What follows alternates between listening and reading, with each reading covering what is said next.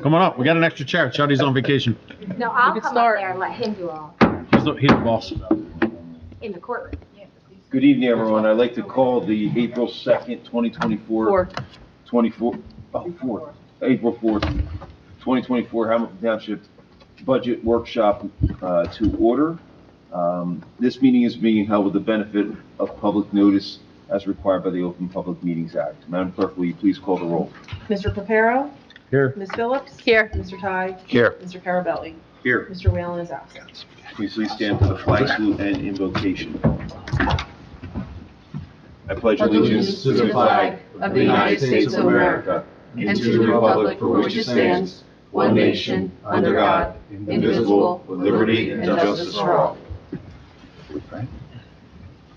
Dear God, whose love knows no bounds, strengthen our hearts with compassion and generosity, and may we build this Hamilton community up in all we do. May we look to serve you as you had taught us and spread your message of hope and love. We make all these intentions and those in the silence of our heart. Amen. Amen. So there are, I just want to make this general statement. There are no formal minutes for this workshop this evening. This meeting, however, is being recorded and will be posted on the Township website under the clerk's portion of that website. All comments and questions can be submitted in writing to those that would like to do so to the clerk's office. So this evening we have up first, we have three departments, so I just want to mention. We have the municipal court, police, and finance. Up first we have the municipal court, and here with us we have two individuals. I would like you to just state your name, if you wouldn't mind, Judge, and then just for the recording, and then we'll follow up after that. My name is Louis Sansnito. I'm the Chief Judge in the Hamilton Township Municipal Court. Jessica Hamill, Court Director at Hamilton Court. Thank you both for being here this evening. Since we're just getting this started, I like to just get a sense of where things are at. And you typically will give a little bit of a presentation, but it's good to have you here this evening, just to get a sense of the 2024 vision for the courts. Where you think you're at, some of the challenges that you face, some of the personnel decisions that need to be made. If you could just give us a little general overview of that. Well, first of all, as always, I appreciate being a chance to talk. Ms. Hamels does all the hard work. I get all the glory, so it's perfectly going well in the court. Madam Clerk, is he being picked Yes. up? Okay, it's good. Okay. All right. I really appreciate the opportunity to tell you a little bit about what's been going on, because we've had some, I consider, major improvements and some major changes. Big number that always gets thrown in our face from the administrative office courts is drunk driving over 60 days old cases. You may recall a few years ago when we were here, especially right in the middle of the pandemic and after that for a bit, we reached a number of about 229 cases that were over 60 days old. Now, that wasn't our total count. Those were the ones that, in effect, we were in trouble from the courts and the supervisory people. Again, with all the respect that they're entitled to, between Ms. Hamels, Ms. Whitaker, our court administrator, and all the deputies and clerks in the office here, we've lowered that number from that 229 down to 84.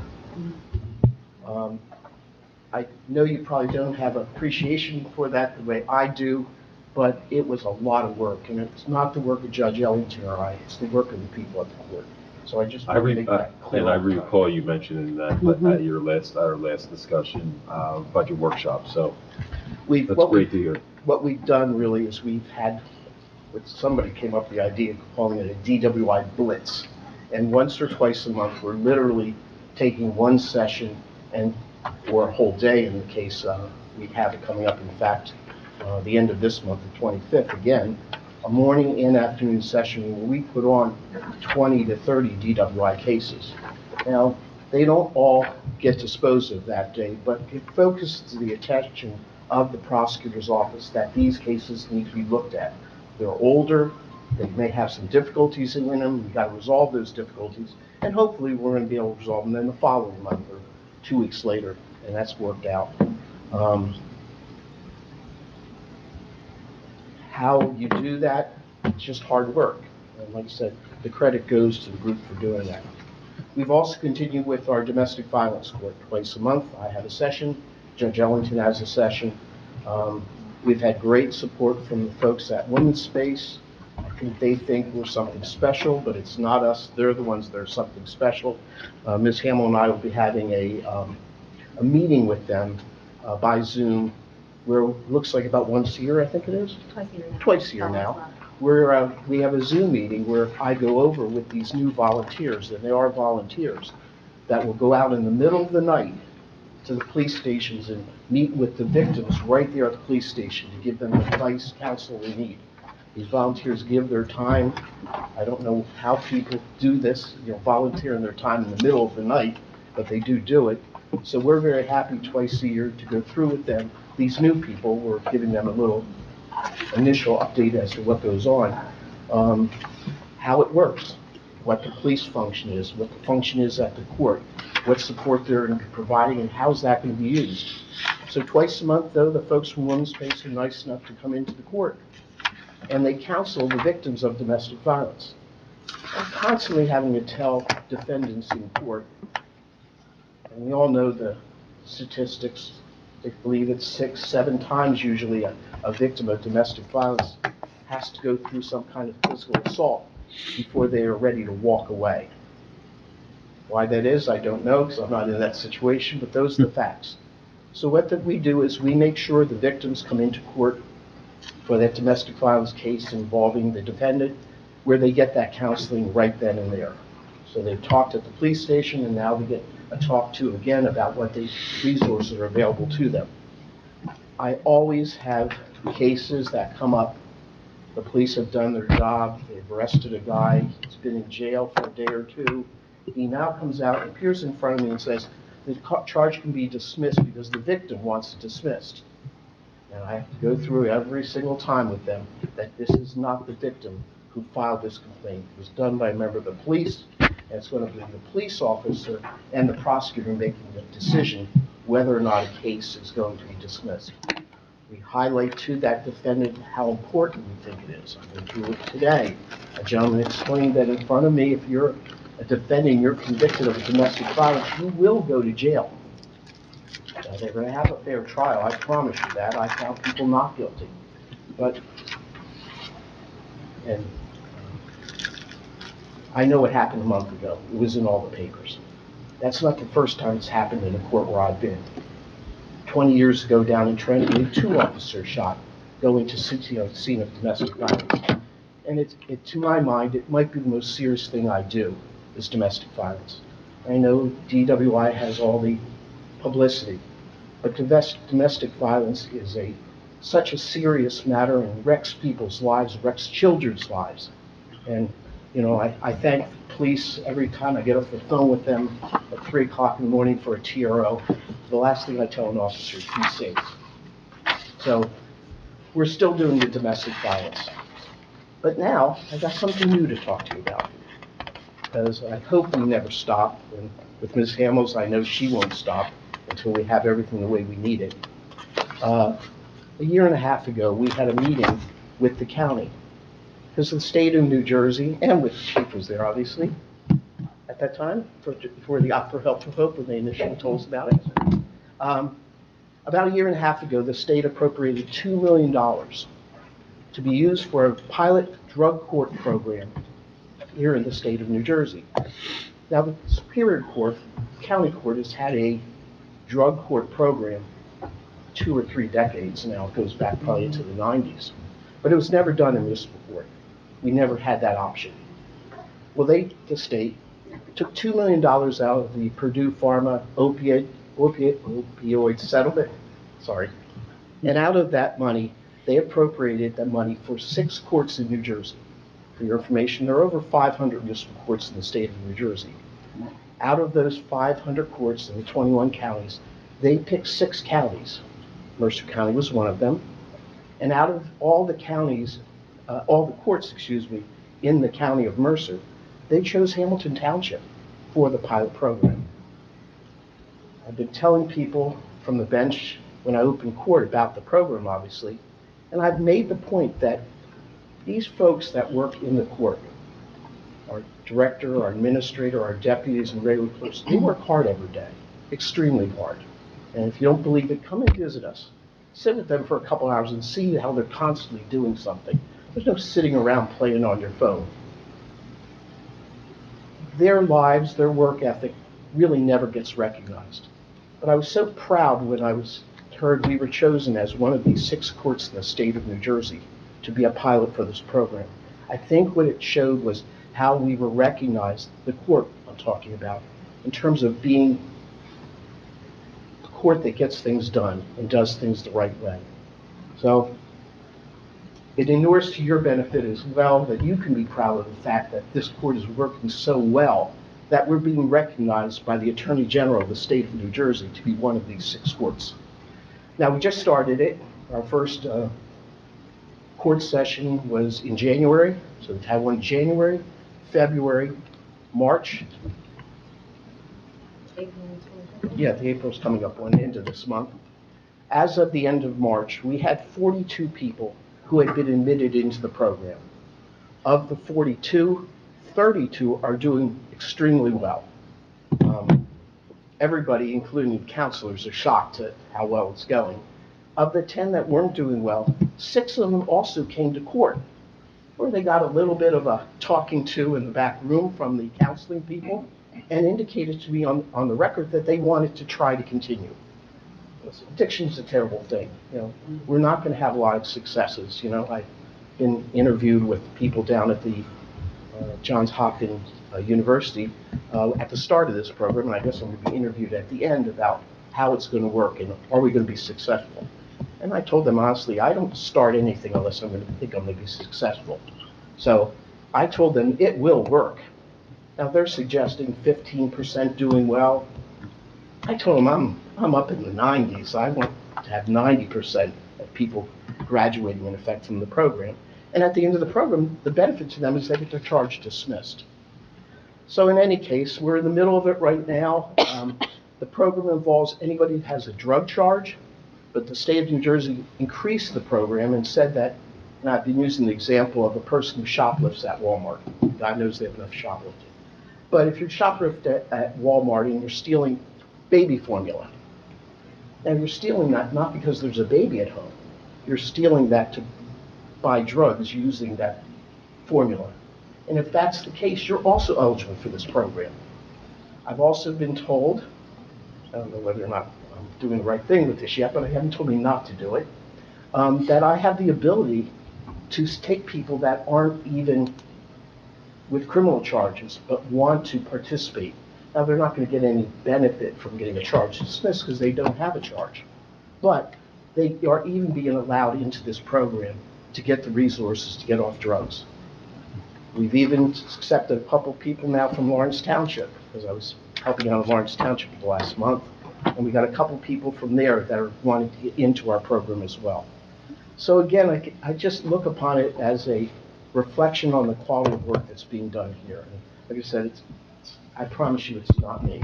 It's not me at all. I don't deserve anything. It's the work here that the people are doing. So again, I thank you all for the opportunity to be here, and we'll talk a little about money, I guess, as soon as you're ready.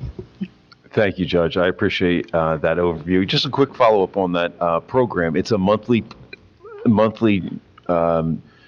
seminar that you have or session that you have that takes place, and when will that be completed? How long is the lifespan of this program? They really didn't give us an end date. I think they're looking upon it as maybe about a year, roughly. Okay. So maybe going through December. And again, the work I do is that once a month we have a session, the fourth Monday of each month at 8:30 in the morning. And I just kind of either just pushing people, okay, you're doing great, we'll see you in 2 months, we'll see you in 3 months, or hey, listen, you haven't done well, you got to pick it up, I'll see you next month, get a better view. I'm hoping that we can show some results. Because my hope is if we do it well and do it right, the state's going to spread this all over the state of New Jersey.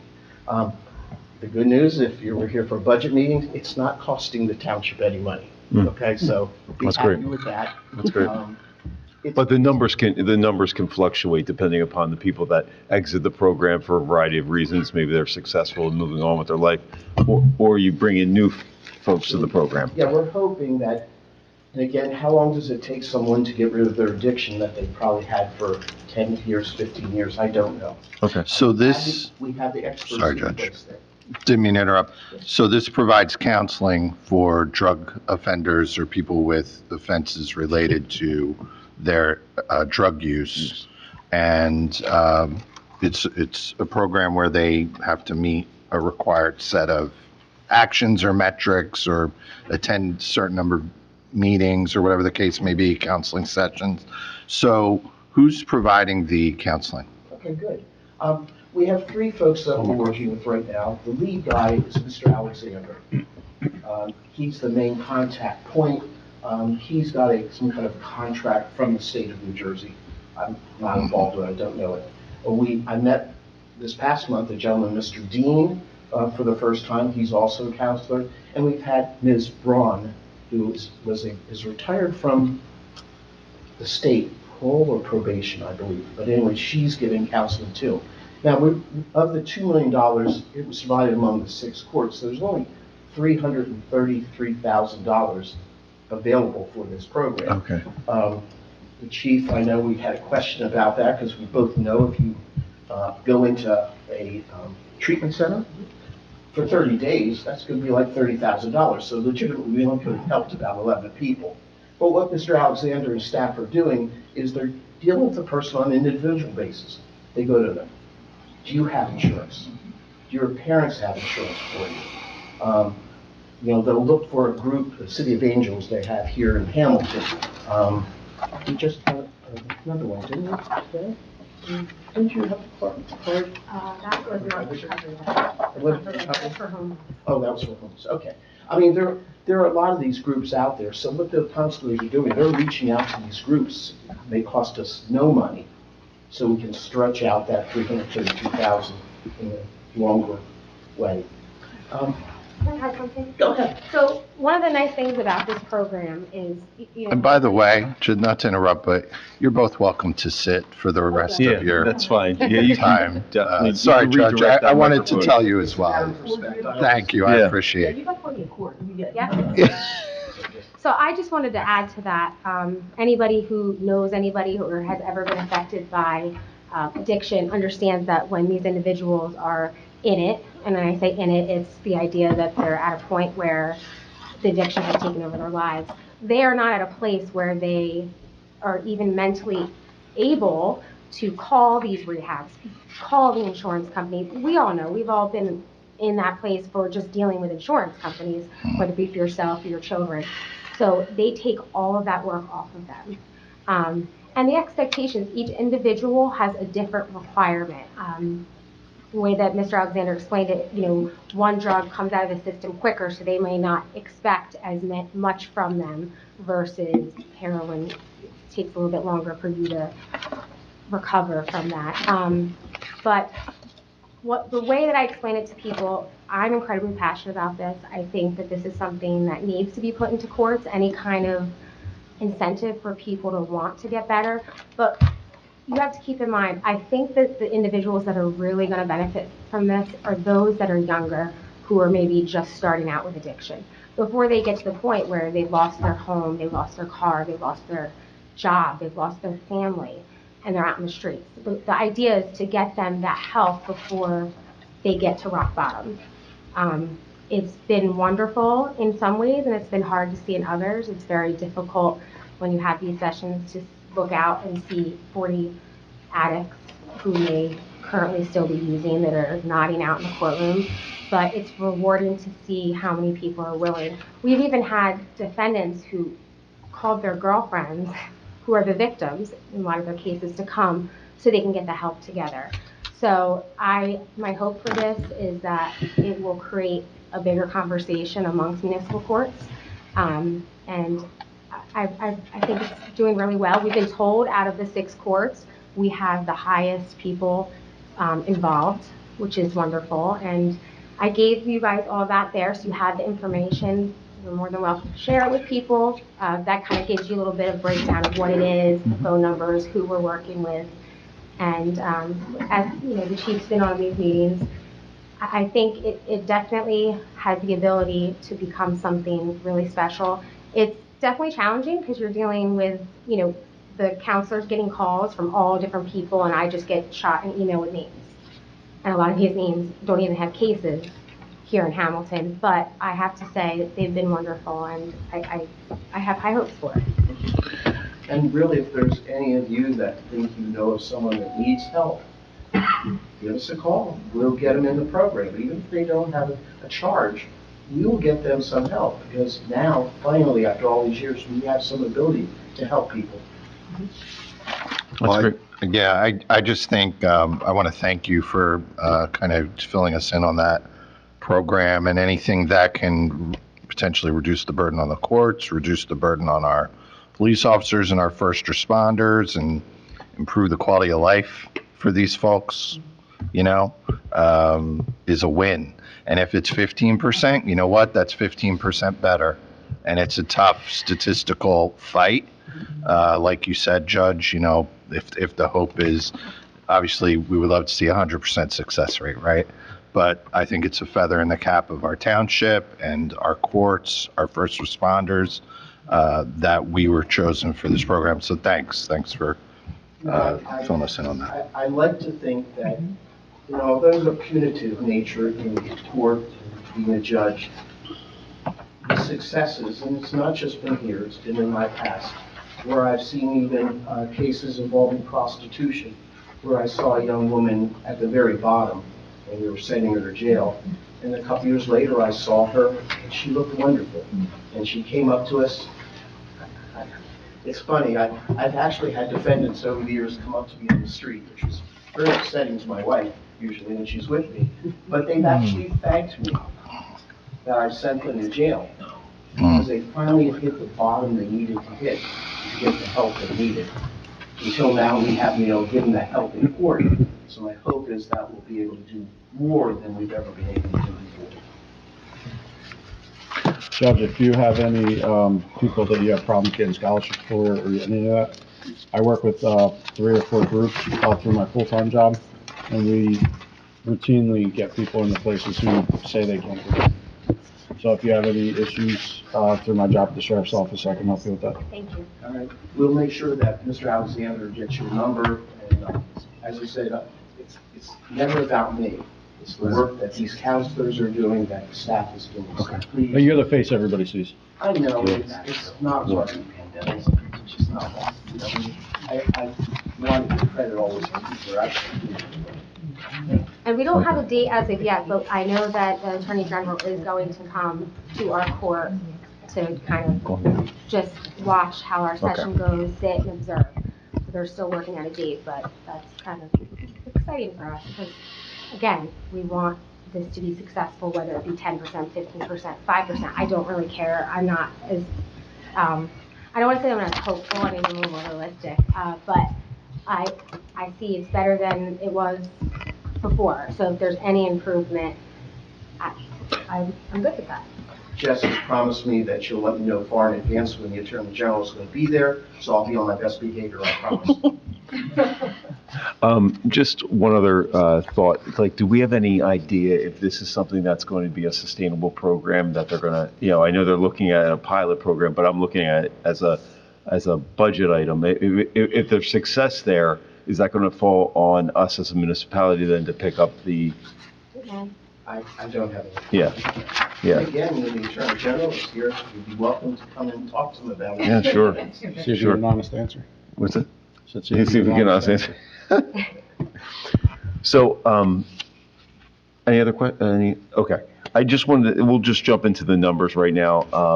I wanted, before we get into the particular budget line items that we have here for the courts, I just wanted to, I have a quick question regarding the revenue side. And I saw that uptick from 2023, not much? to where I want to be, Where you want to be, what is it, 700 and some, 716. 716 roughly, so 716,000, but it was down in the $500,000 range, right, We should be in 2023? in my head, and again, this is just me, and I know I'm kind of crazy about things. My true belief is that we should be up around $100,000 a month. So that We would, should be- okay, Clearly, the problems only are where they've been, the numbers are down, and we can't do anything about that, really, we just deal with what's given to us. But the numbers come up when tickets filed, things like that, then obviously the numbers go up. I don't think it's a function of much more than that. I think overall, Mr. Everhart, who's the Division county manager. division manager, he said that generally they're up about 40%? Yep. They're up about 40% since really where we were kind of at the end of the pandemic. So I think that accounts for some of the increase in it itself. Now, we get those numbers up, obviously, then our numbers will go up. But we really have little or no control of it. A lot of the tickets are state police, they get all that money. We split the revenue from our local officers' tickets, half with the county, half with us. Similarly, with criminal charges, our officers, half goes to the county, half goes to us. And the state police money just goes to the state police. I also think that there's a part of it that we may never see those numbers that we've seen 2020 and earlier on. They've changed everything as far as the way the courts, so a lot of that money that we would see, some of that would come from bail forfeitures, right? So people would post bail and then not show up in court, and then we would forfeit that bail, and that money goes to the town. Well, they're not really allowing us to issue bench warrants like they once did. It's kind of painful. How we even have to get it. Well, the increase that I think that you're seeing is we kind of tried to work our way around the rules. One of the things that they implemented, and it's crazy, but we had to schedule, say you have a careless driving payable traffic ticket, where before, if you didn't pay it, we would then suspend your license. Well, they've taken that ability away from the courts. We're not allowed to suspend people's license. Okay. Then we couldn't issue bench warrants. So then they said, okay, you can issue bench warrants, but you have to schedule that person 4 times within 90 days. So now you're putting us in a delay, right? So once we get that, we can then issue a bench warrant. So those are more for the cases where people are pleading not guilty that are on our radar. We decided to go the extra mile. We send out every 3 days a week, I think, we do payable FTs, payable failure to appears. And this is just a, hey, you have a payable ticket that you haven't paid, FYI, I need to pay this. We give them 4 months per the rule, and then we don't have to ask for a warrant. As long as we schedule it 4 times in 4 months, we then issue the warrant. So we've been very good at hitting those numbers and just pushing that, because really that's the only recourse we have for people. There's not much else we can do. So I think some of the money that has gone up, that's part of it. We're getting payable tickets paid by issuing a bench warrant. Very small amounts, but still, hey, you have a warrant for $100. Oh, okay, I need to pay this now. And it's an incentive to get people to pay. So that was our way around not being able to suspend people. Give me a sense of what 2019 looked like in municipal revenue, though. How far off are we that you mentioned 2019? I would say, like the judge said, most months, probably 110, 115,000. Some months where I think the average that I look back at, and I don't have the numbers right now here with me. That's But fine. I look back really to those times back in 2019, and they were running 80,000, 90,000, a couple months over 100. It varies month to month.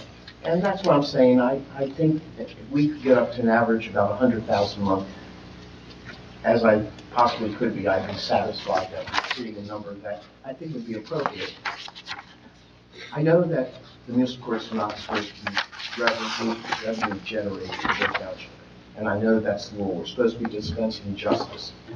But I always felt that the municipal court should at least be able to pay for itself. Right.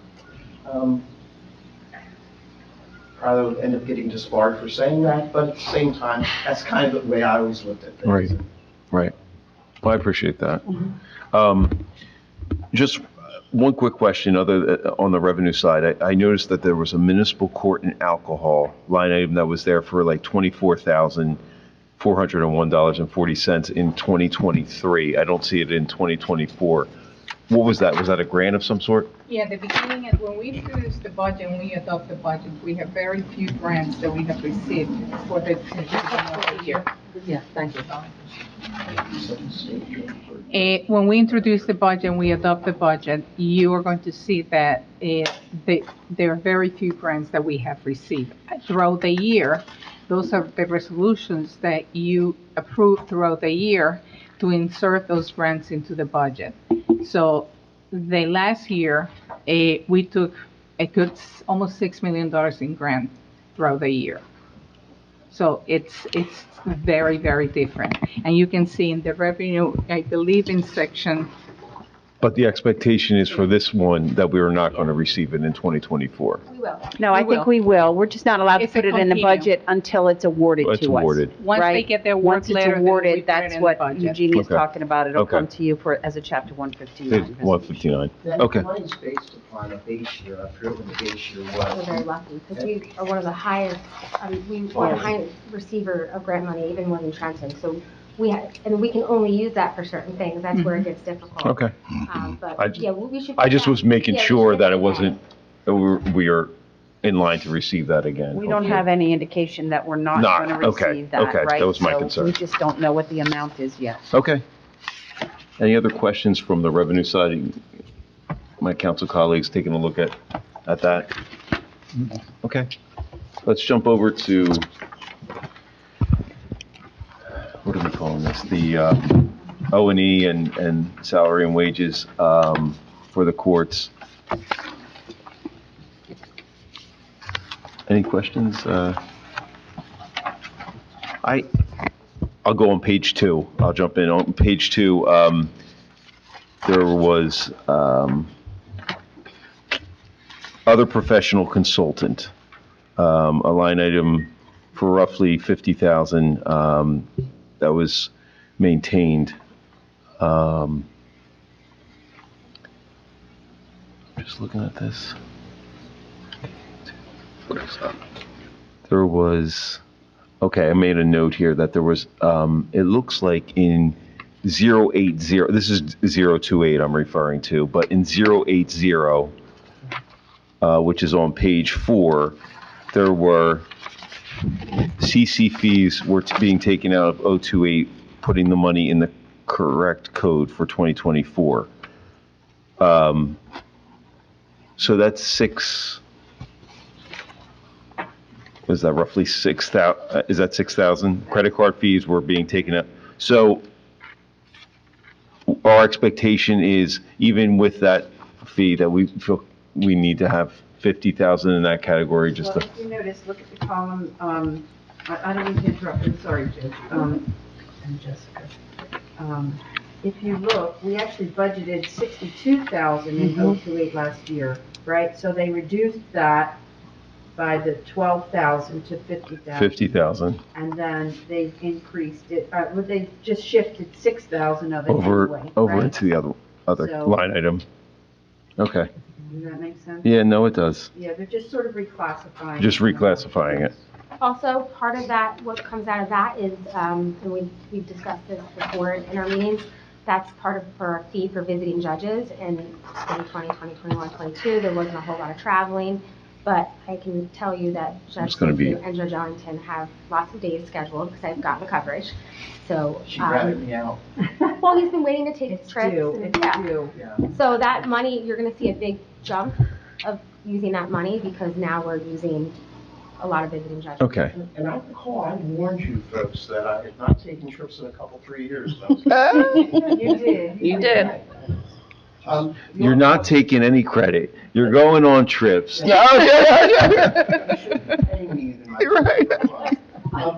me see that salary. No. As far as the credit card fees too, we hate the idea of losing money like that, but I can tell you just from today, I had a young man standing in front of me, it was $630. And I looked at him, I thought, well, we're never gonna see this money. And he looked at me and said, do you take credit cards? I said, of course. he walked right out and paid. I was like, Right. thank God for credit cards. So, Right. I hate to lose the money, but I'll tell you, the ability to take credit cards is being for it. That's great. And just to add to that, also, they are not allowed to pass any of the fees to the residents, to the pay, so we have to absorb the credit card fees there. Okay. They're trying to change that legislation, but it'll be a long time before they do, so. Judge, on the first page, the last 017, the last one on page 1, what is standby? Okay, so my deputies do a rotation of being on call. So they are on call Monday through Sunday, 7 days a week, from the minute they get out of work, all through the night. So contractually, every Saturday, every Sunday, they get 12 hours total for the weekend standby pay that we must pay them. What's the amount that you pay for standby? How do you calculate It's that? 12 hours times whatever their rate is. Oh, okay. So they get 6 hours for Saturday, 6 hours for Sunday. Thank you. How are you doing on your, just employment numbers and new hires and things of that nature? We're doing really well. We have now 2 Spanish-speaking employees, which has been so helpful for us because we can really help a lot more people rather than using our phone, Google Translate, all the things that still are not very good. Things have been going really well. Good. I saw the 2 part-timers in there that are going to get a little, Yeah, my security guard has asked me multiple times, and I feel like he's been there so much and he has done so much for us. He goes over and beyond just security. He That's really great. kind of keeps the court floating and the way it needs to, helps the prosecutor, public defender. And I followed what my employees got, the 2% raise, which was only 50 cents. But I still feel like showing him that I'm fighting for something is better than nothing. Good. So that was important. Plus, Lawrence Court wanted to poach him, so I want to keep him here. Great. But he's that good, so He's if very there's a good. reason to try and steal him from us, he literally does much more than stand with the wand and do this as he goes down the door. Just at lunchtime today, he was using the paper cutter to cut up papers that we use for pleas, or the money we used, paper that we use, the little slips to send out to the payment window. He goes above and beyond, and really a very valued employee, so an extra 50 cents an hour. Is shows that, is that sufficient? yeah, that's what's I know he would like more, but I don't want to promise. I can't remember the exact amount. I want to say maybe it was $2 last year that we gave him because he had never seen any raises in over 10 years. But it's 50 cents, I mean, is that, It's Well- 2%. I was So- trying to follow yeah, the but same. 2%, it's not even I a know. dollar. Trying to evade the rules, we're rule followers. I may have spoken, yeah, It's and not I even may have valid. spoken to other directors, and they said, good luck getting part-timers a raise. So I'm trying to be mindful of that. mindful of that. The There union, is a prior employee who had retired, she's come back to help us out, and she is working on, I specifically asked her about it today, I know you probably didn't hear me. I said, Lisa, how old are these files that you're going through every day? And there are literally probably 30 or 40 boxes of papers. She said some of them even go back as far as the 1980s, and a large number from the 90s. So these are just documents that have been in storage. Yeah, I brought back about 165 boxes out of DocuSave, because I don't think that's ever been done. They send everything there, they never actually bring it back to get rid of things, and We pay for the storage. we pay for that storage, so she's been going through everything. She knows all of our retention schedules, she's been shredding whatever she can, and that way, I think we're, out of all those boxes so far, we only have 10 that we need to keep. So every day, she's doing that, she helps with the faxes, she helps cover the windows, she was the violations clerk for over Okay, 30 years. excellent. Don't say it too loud, the clerk will steal her. I know, right?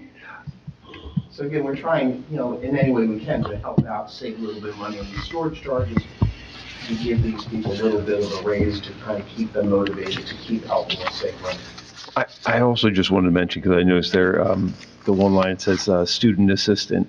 If you, we should maybe, Jessica, or Judge, keep the lines of communication open with, as it pertains to, we have a summer, at the county level, we have a summer youth program, where I know that Hamilton has used in the past some of the students that come out of that program for, I think, inspection purposes. But if you ever had a need, I would love that. let me know. And, their hours are stipulated by the state grant that it's under. I think it's 4 days a week. It's not 5. But there's training on that 5th day. But through the state, we cover the cost of that program. So it may be something that if you ever need additional assistance, I think there's 16 to 24-year-olds. So I would love that. And not only for us, but one of the things I hear from many younger people is I can't get a good job because I don't have experience. Right. So any way to even help them out to be able to put that on their resume if they intern at a court or whatever, I would love that. And potentially we could give you like maybe a Hamiltonian, someone, who lives in this town. So that would be something that would be, a good connection there. Win-win. Yeah. To let you know, 3-4 years ago when I started, I was interested in maybe bringing in a young person to help the prosecutor. Just the paperwork, moving things around, going and getting. Judge, I'm sorry to interrupt. Can you just move the Oh, mic? sure. I apologize. So 3-4 years ago, we tried, but at the time, the one person who seemed to have the interest wasn't an adult we could have. He actually came last year and worked with the prosecutor pretty much the whole summer, just helping out the prosecutor.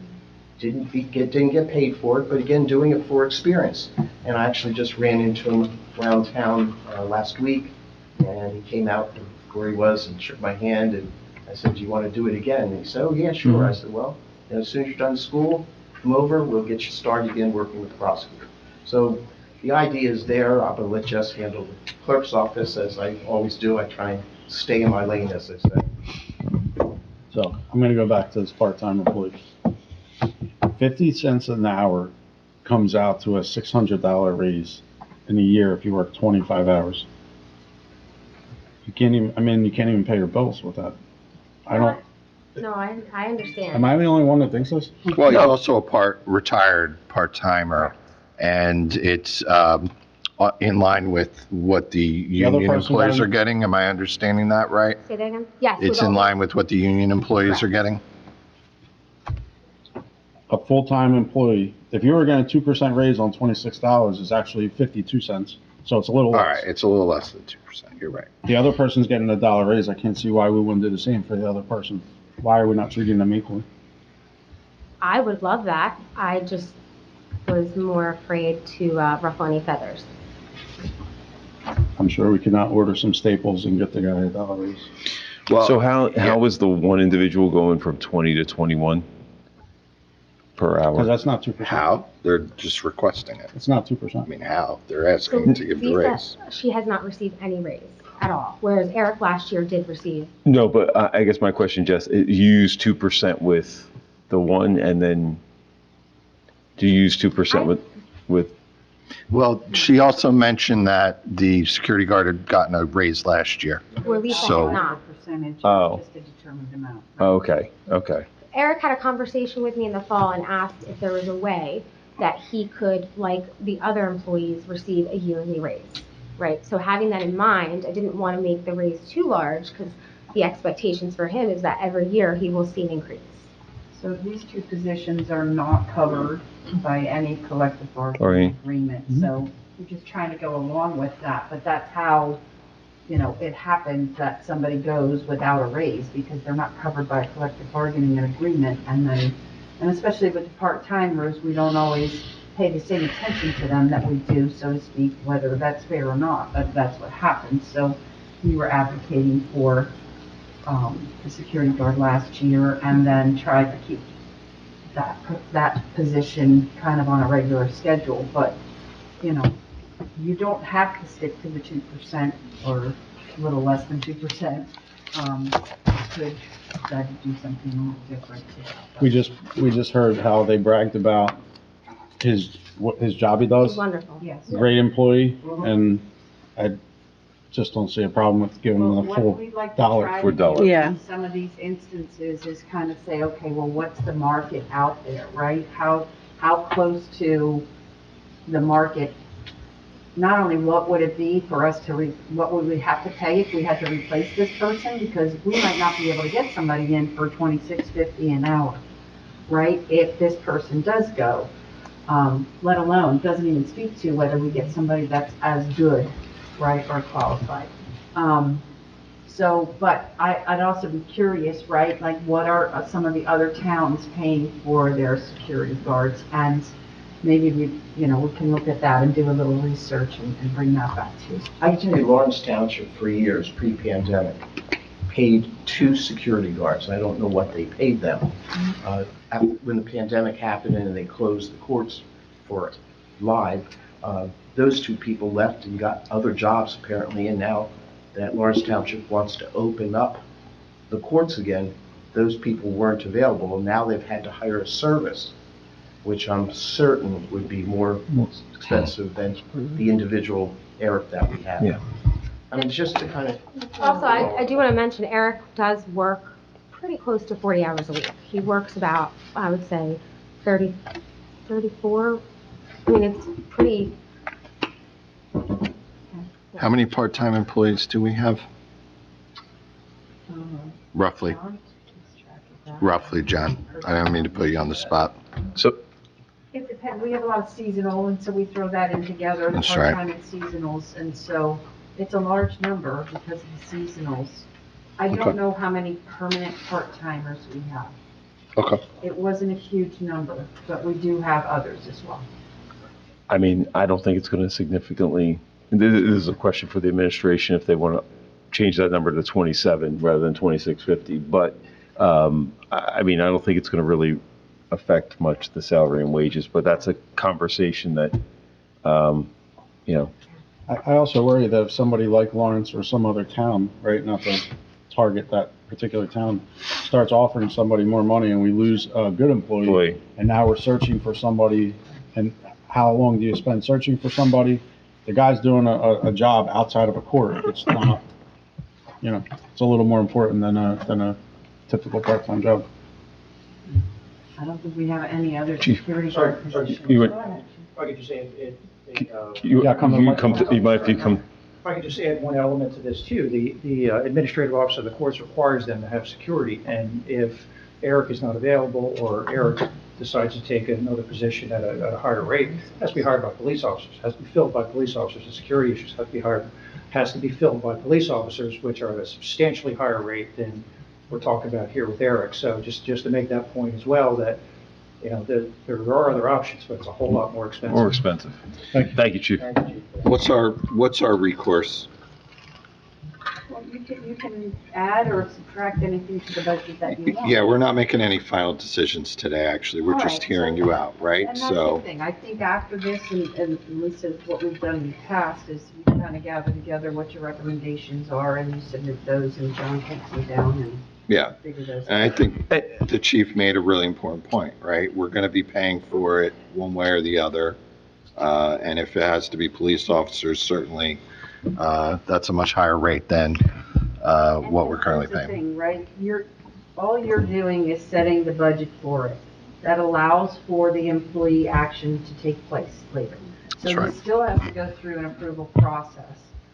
If you decided to put in a larger amount, or whatever, you may not even have to change the budget, I don't know, we'd have to look. Yeah, I don't know if you need to, I don't even know if you need to change But if it. you decided to do that, just because it's in the budget, and I tell employees this all the time, there's promotions in there that are recommended and things like that. Just because it's in the budget doesn't mean it's approved. All it means is that there's a vessel for it to be funded Possible. if that gets approved. So after the budget's approved, then directors would come to us with an employee action form, and the mayor, who's the appointing authority, would end up making that final decision. It actually goes through several departments first, and then to the mayor. So And I think, not to put this in your lap, Jessica, but I think you have you have a good sense of your office and the way to manage it and the needs of your employees and if there's any interest outside of working outside of Hamilton and looking for other opportunities. So you understand that. So if I think the Councilman Pepero makes a decent suggestion, for me, it seems seems to me it's a decent suggestion. You're only going on 50 cents. So maybe per hour, so maybe there is some consideration there, but I don't want to influence what you feel is a good decision. I would absolutely love to. Like I said, I aimed lower because in fear of it being denied. Okay. Because I know last year we gave them, I can't remember right now if it was $2 or $3 increase too. So I didn't want to, where previously the director before me, all the time he was there, he received nothing. You see what I'm saying? So I didn't want to go too high and ask for too much when before me he had nothing. Yeah. If it turns out that we're able to do it, the part-timers can thank you because you came with a really tight budget to us. You were able to reduce your expenses by almost 30% on the OE line. So you came with a very frugal budget. So if there is room to do it, they can thank you for being so diligent with these numbers, and maybe makes it the exception to the rule as opposed to let's just hand out raises to everybody from the front of the room today. So that was actually going to be my conclusion statements, was just to say thank you for keeping it so tight this year and being mindful of our taxpayers with such a tight budget. So thank you. Of course, and I hope it doesn't seem that I'm belittling Eric at all by not giving him more of a raise, because honestly, he does so much for us. He's wonderful. He always has an open line of communication with me. If another court were to reach out to him, he would come to me. He would come to me and be very upfront and say, well, this is what they want to give me, as he did last year. So I think if that were a situation that occurred, he would come and speak with me before he would make a decision, because he loves it there. I mean, Okay. Not to sound corny, but we are a family. I mean, we deal and we're under a lot of pressure every single day. So we depend on one another, him included, and he keeps us very safe. He really cares about our safety. He is always in that courtroom. He has great line of communication with any officer that's working in the courtroom with him. So, I mean, I can't say enough good things about him. I'm very lucky with him. Yeah, he knows the court system. I mean, even a simple thing, I'll have two defendants that hate each other in front of me, and all of a sudden there's Eric standing between them. And Eric's 6'7", 6'6" or 6'7", so he's a presence as well. And he does it very quietly, and I don't even know that people notice. I mean, I notice it because I see him doing it and moving around the courtroom. If he knows that somebody's a problem, he'll even come up to me and say, Judge, this guy is a problem. You may want to get him out. But if I call it up, then Eric's right there as well. Of course, we have the officer there as well, but he keeps everybody safe, including the ladies there in the court. Thank you. Any other questions? I think that that really does it. I think that I want to thank you once again what the Councilman Ty said about your budget. I think it's extremely. Sorry. No cell phones in court. Right. You know what, Judge? That's strike three. No. So, so I just want Waiting to do that. I want to thank you, Jessica, for your budget this evening. Was going to say thank you to the judge too for all his work. I know he's being humble tonight, but I'm sure he does a great. Judge, thank you as well. I know you're showing some good humility here, but I know you do a yeoman's task, and Jessica, thank you for presenting for us a budget that's, I usually have a lot of questions, but I don't have quite too many on that one. Well, not to quote Judge Sancito, when I need it, I'll ask for it. Okay. Thank you. I appreciate that. Thank you. Thank you. Thank All right. Thank you. Please be safe. Have a great day. Chief, good to see you. Lieutenant, thank you. I appreciate what Excellent. We didn't talk about trouble. Yeah, I was just gonna say. Oh. I'm gonna send you. I don't have it here. Send you my business card with my work number on it. No, but there's nothing there that I had. No, it's one line. It's one. No, I don't usually do that. We're still recording. Oh, sorry. No, I'm just saying, we're still recording. Yeah, just be aware. Oh, you do? Yeah, Bye, Judge. she didn't tell anybody. She asked for black belt. Good for her. Yeah, I didn't have any questions on it. The only thing Good night, Jessica. it's just the salary. Yeah. Hello, Chief. How are you this Good evening? evening, Mr. Good, Cavalier. Good evening, good evening. lady and gentlemen of the council, and Allison and Kathy. It's great to have you here. All of us had a chance to digest a little bit of the budget this year. If you want, you can just give an opening statement, any highlights, any challenges, present some of your concerns or ideas, and we'll go from there. Well, it's been an interesting first year That's right. for myself and for Lieutenant Gold as well. This has been a huge learning process for us. This is my first budget cycle, obviously, and in terms of the overall welfare of the PD, if you recall my statements during my swearing in, I was hoping for a boring term of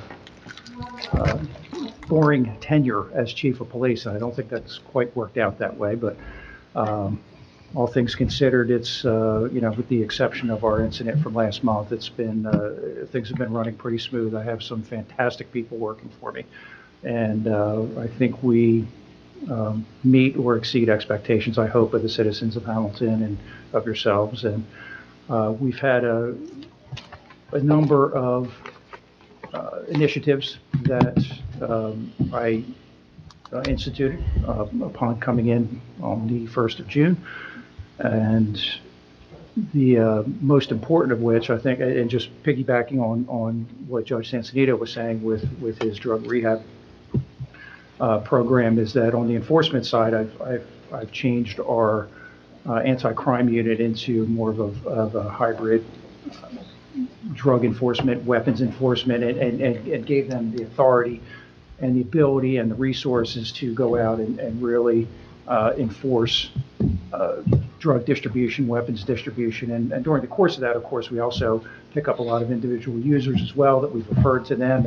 And it's been pretty successful. Our arrests for drugs are up.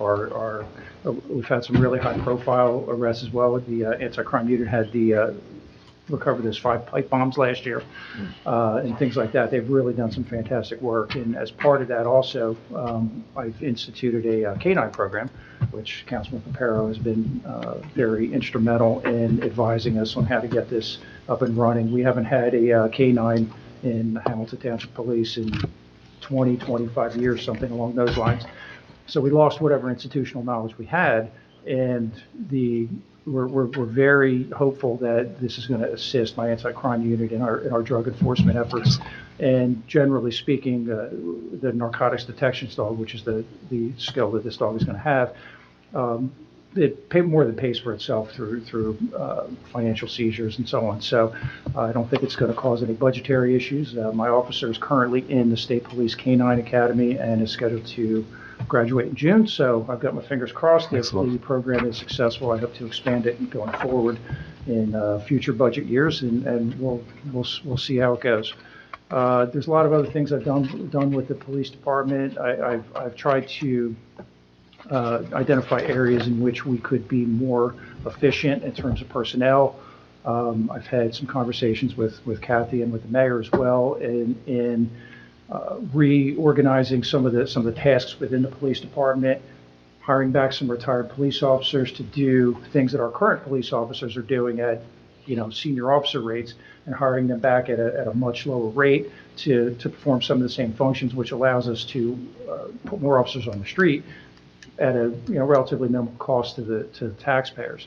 I've also something I'm really proud of course, is the negotiations with the school board and myself and the mayor as well to provide compensation to the township in exchange for the continued presence of the officers in the middle schools. They've been there for 4 or 5 years anyway, but upgrading them to school resource officers, tightening up their tasks at the schools, training them at a higher level, and so on. And Dr. Rocco was fantastic, and the school board administration was fantastic as well. So we came to a conclusion that they did compensate us for those 3 officers, so that's allowed me to put 3 additional officers on the street by the end of this year, I hope. And that's the 250,000, correct? Okay. With an escalation there. That's great. So that certainly covers the That's cost great. of the entry-level officers, and the costs escalate, over a 4-year time frame, and I guess we'll have to renegotiate later on once we get the conclusion of that agreement. We are going through quite a significant wave of retirements right now. They tend to be cyclical, and right now we've had nine officers retire in the last 3 months. And the good news is it's always good to have movement in the police department, fresh faces, fresh ideas, hiring some new officers, and from a budgetary standpoint, it's going to save hundreds of thousands of dollars in salary costs, of course, as well. The downside is we're losing hundreds of years' worth of experience in policing as well. So it's a balancing act that we're currently undergoing, and it's probably going to take us through the end of the year before I can really reap the benefits of those additional 3 officers and hiring replacement officers, and really into probably January. I hope to have most of these retirements replaced. So that's the struggle I'm going through right now, and plus I have officers that are out because of the shooting incident as well. So my manpower is a little bit stretched right now, but we're still able to provide the services that we need to. And also touching on something else that Judge Santanita brought up in terms of the revenue numbers. I've tried to refocus patrol a little bit as well as in traffic, and in terms of proactive style policing, issuing more summonses, going out, making more car stops and so on. And we've seen an increase of probably 25% in terms of the number of summonses issued, which they haven't seen the revenue benefits of that yet. Because most of the summonses haven't worked their way through, but we issued about 7,000 tickets last year, which is up from 5,000 and change in 2022, and we were down to 3,000 a year over the pandemic. So it's a very, very significant increase in the number of summonses that we're issuing. Going forward, I have some other programs that we're trying to institute as well. We've been in negotiations with Volunteers of America, which, again, related to what Judge Santanita was saying with Operation Help and Hope. Volunteers of America is a social services organization on steroids that includes assistance for homeless, assistance for persons who are suffering from addiction, assistance for seniors with paying PSE&G bills or rent or things like that. It's really, Lawrence Township has had them in place for about 7 years now, and they can't speak more highly. It's a great partnership with Volunteers of America that they have, and I'm hoping to have that in place, sometime this year as well. So that's one of my initiatives that hasn't quite come to fruition yet, but we're still working on that. Apart from that, it's steady as she goes. We are hopefully we're able to continue to reduce our crime rates, and then there's lots of things that are kind of out of our control. The fentanyl issue still exists, which is one of the reasons why I have my anti-crime unit addressing that in a much more forceful fashion. Shoplifting is through the roof, but that's kind of a countrywide issue. Car theft is through the roof. That's a statewide issue. There's only so much we can do to address that. We have had a number of significant arrests over my time as chief, including high-profile catalytic converter thieves that we arrested not too long ago. And so that's the way she goes.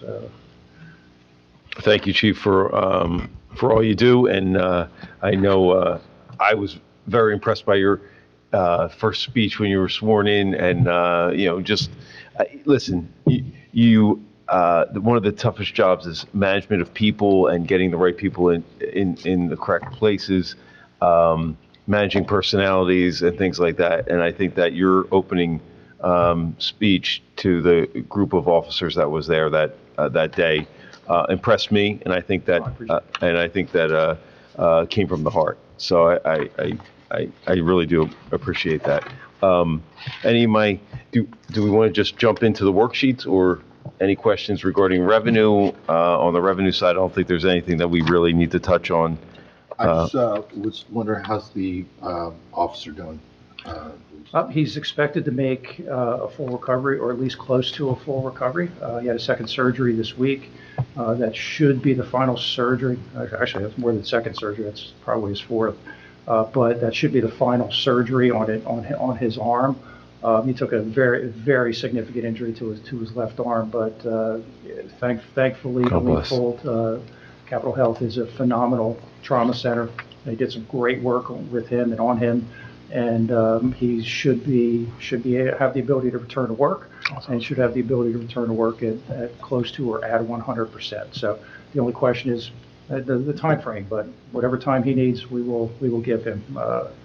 Officer Fiabani is a hero. That was an incredible incident that he was involved in, and it's really an officer's worst nightmare. And the way that both he and his partner reacted was very, very commendable.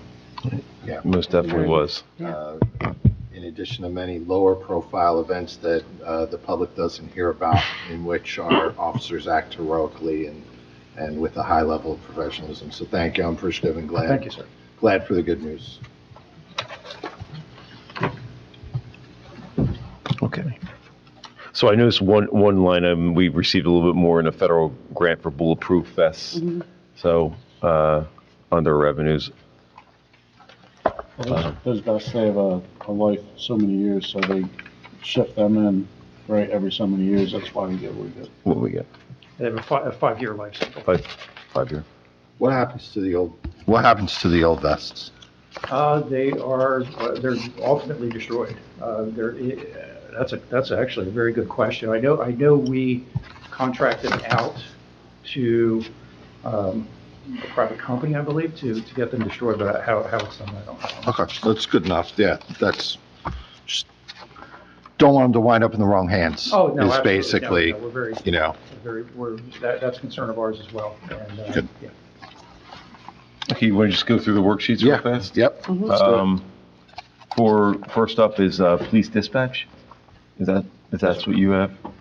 I don't have any questions regarding this. Any of my colleagues?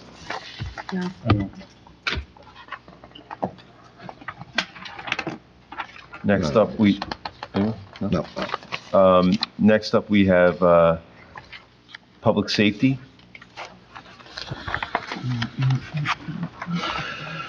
I just had a question. I'm so sorry. Do I have to yell at you, man? Yeah. What's with the phones? The judge started. I know. On page 2, 017, the standby cost, just standby pay. Can I just get an explanation on the 15,000? That standby is for civilians if they get put in a standby mode, but it doesn't really happen that often, so that's an amount that stayed consistent in case it was needed. But if you can see from last year, it was barely used. Okay. Yeah, last year it looks like 0. So, or 266. That's Yeah. what it was, no, $266 actually. Well, there wasn't any allocation until last year. Was that in a different line item before? It might have been just kind of stuck in with salary and wage, but I don't know, John, that might be. Yeah, Have I any think that last recollection? year, this was the first year that we started that. I'm a big fan of standby pay. Cross. Or not. I am. I'm a big fan of it. Yeah. Why is the standby pay so low? Just civilians. It's Oh, not for civilians. officers. It's civilians, That's why I yeah. was asking, because the courts was more than yours, and I'm like, wait, it doesn't matter. Builds in some flexibility for emergencies and. For civilians, I thought it was for the police. That's why I was like, wait. The only civilian I can think of who's on call is our tech services, and they're, or one computer operator in tech services. We have one sergeant, and one computer operator, and he is on call, but they historically have taken comp time in lieu of standby pay. Okay.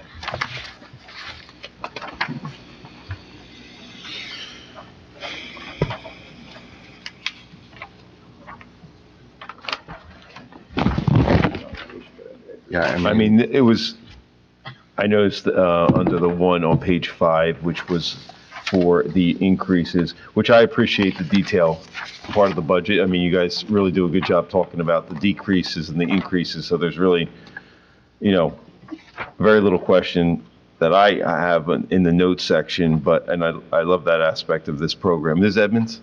Yes. Yeah, this is very nice. The big increase is the Microsoft Office software, the 21,000 under that category, which, Out of our control. yeah, out of our control, oh, yeah, Yeah. yep. So if you own Microsoft stock, that's probably good. Right, I know. Tell me. I didn't have any other questions under public safety, but my colleagues, anyone? Oh, listen, this is, Oh, wait, I know what I wanted, I'm sorry, Councilman I Todd. waited till you started talking. I did notice something here, under other equipment and supplies, no, page 13.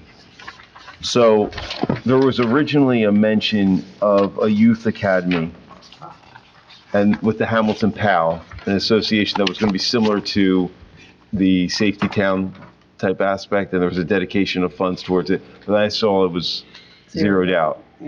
The Youth Police Academy, that's another initiative that I began last year. Our inaugural academy is going to be in August of this year, and it's essentially an introduction for the youth of Hamilton into policing. It's a miniature, it's not really a miniature police academy. There are elements that are similar to it, where there's some physical fitness involved and marching. We introduce them to marching and drill and ceremony and things like that, but we're also showing them a lot of what the police department does.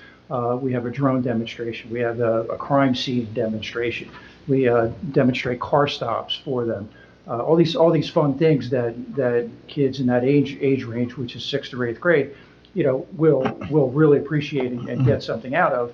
And hopefully, somewhere down the road, maybe they'll even look into a career in policing, which, we've certainly suffered recruitment issues, as have most police departments across the country.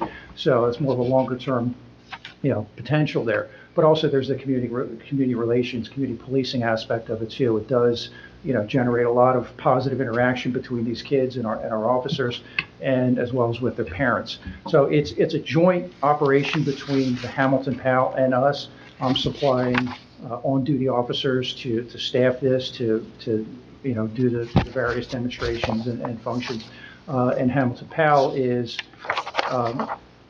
handling all the fees, as they're 501c3 obviously, so they accept the money, the fees, and pay for the expenses associated with it, which is anything from t-shirts and shorts to bus transportation to paying for, we have certified fitness instructors that are coming in to teach the kids physical fitness over the course of the week, things like that. So there are expenses that are associated with it that the entry fees may or may not cover. So we had requested in our budget to have $10,000 there, just in case there was, $5,000 in place, just in case there were cost overruns on the Youth Police Academy and the Hamilton PAL wasn't able to cover their end of it. So we expect that the entry fees will likely cover the costs, again, because we're working mostly with on-duty officers. We're not paying overtime or anything like that. We're not buying any new equipment.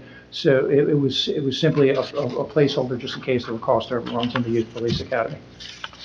So, right now, there's zero there? Do we? Yeah, and I think there's a note in there that talks about, was there another source of funds that we were going to look for that? Yeah, that's Melita funds. the Melita funds, the municipal law enforcement. Just in case you did go over Seizure funds. those fees, right? They're there. The Melita funds are available. So I don't think it was an attempt to not do the Not program. funded. We're supporting Okay, the I thought program. I was getting concerned. All right, because I think it sounds like a great program, Yeah. great initiatives. All right. We don't take youth funds. I'm trying my best to avoid using the Melita funds. I can, it's kind of break glass in case of emergency funding for us. Okay. It could be used for a variety of things, from equipment to training to things like this for the Youth Police Academy. So the mayor chose to take it out, and I don't have a huge objection to it because we don't really anticipate using that $5,000. That was just in case they ran over costs. That's all. Okay, that's great. Great to hear. Any other questions regarding? No, I mean, if there became a need for that money, I'm sure we could figure something out. I appreciate that. Anyone else? What public We safety? still, just along the lines of the camp and the kids program, we still doing the officer-friendly program? Yes. Still have that? As a matter of fact, as part of the negotiations with the school board prior to the conclusion of these negotiations for the additional 3 officers. The 3 middle school officers that were assigned to Crockett, Reynolds, and Grice were actually doing the officer-friendly program, which took them out of the middle schools, put them in, because there's a kindergarten, a 2nd and 4th grade component of that. And they would still teach those at all of the elementary schools, at least up to the pandemic.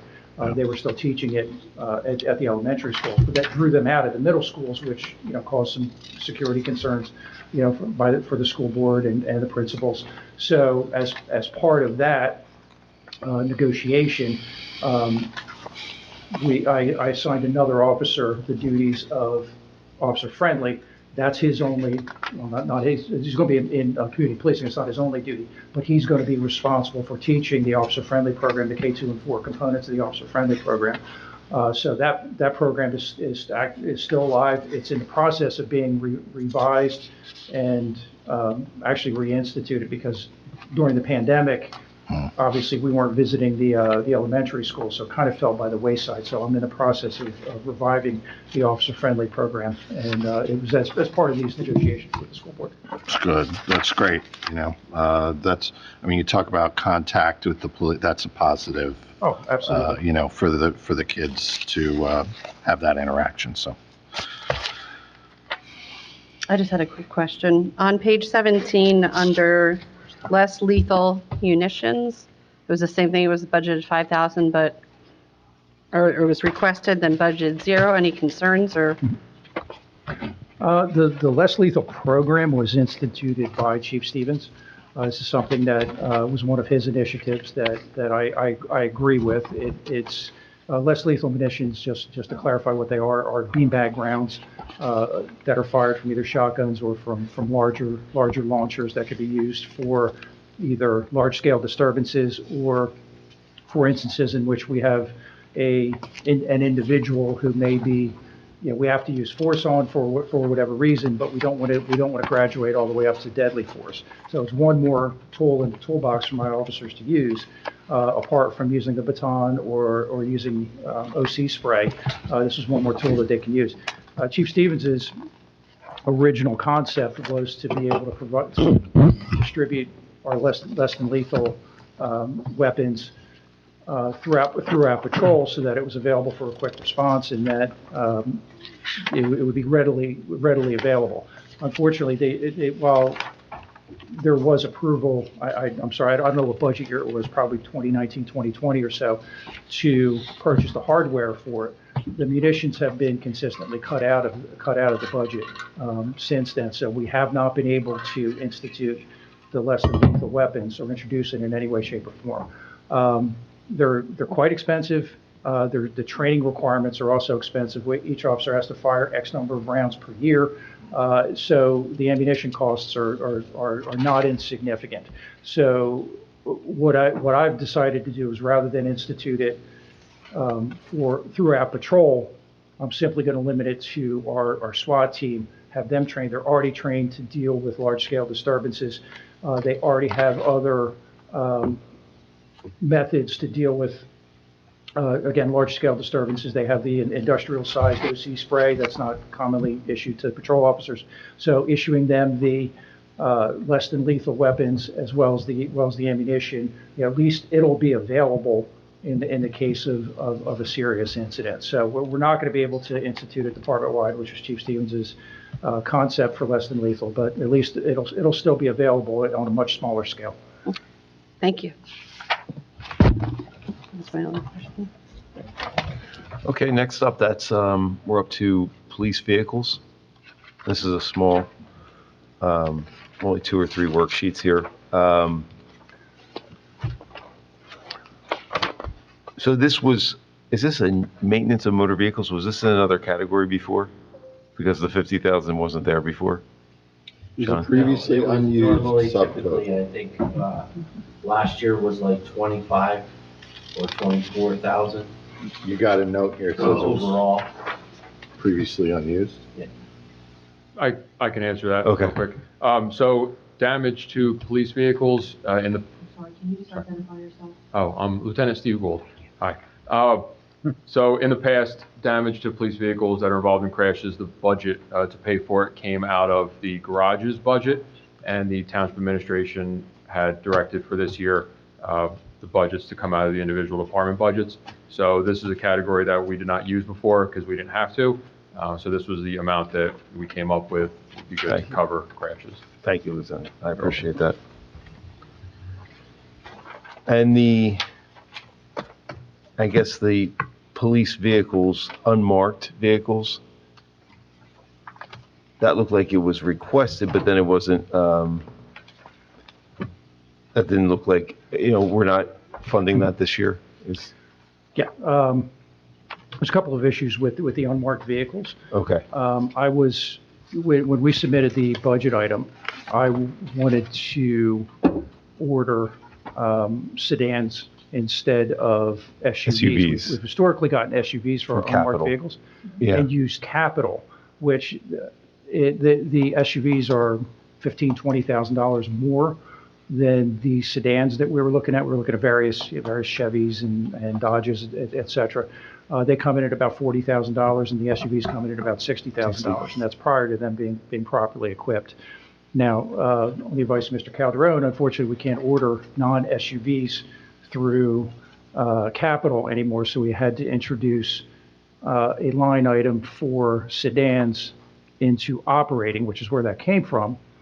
And to me, it's more beneficial for persons who use the unmarked vehicles, which is administration, myself, my captains, detectives who are on call, detective supervisors.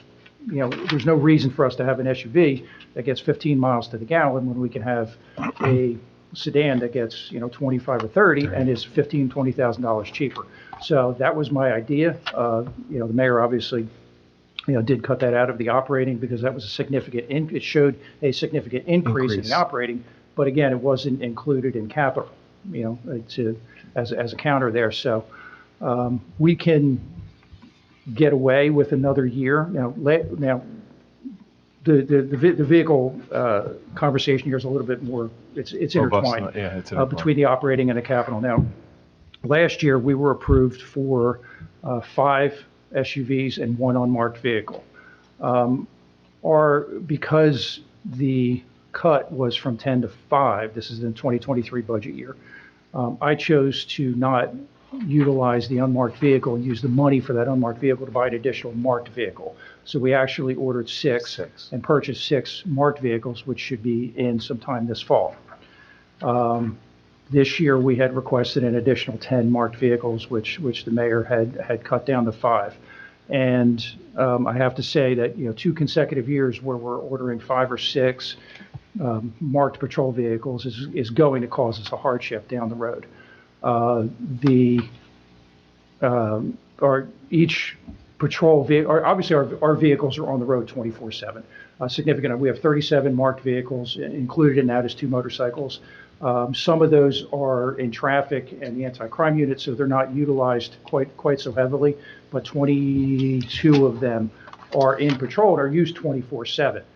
And we only get about 2 years usage out of those vehicles. So that's where the 10 comes from. 10 is basically 50% of our patrol fleet. And they average about 46,000 miles a year. After 2 years, they're pushing 100,000 miles. We have to retire them at that point and then move them into other capacities. If they're in decent shape, we might repurpose them for the anti-crime unit. We'll utilize them as side job cars that we use for off-duty traffic assignments, things like that. The ones that are in the worst shape will either wholesale or junk out, depending on their condition. For 1 year, last year, obviously, we only purchased 6 patrol vehicles, so we're already underwater for a 10 per year replacement rate. Only being authorized to purchase 5 patrol vehicles is going to cause us hardship down the road.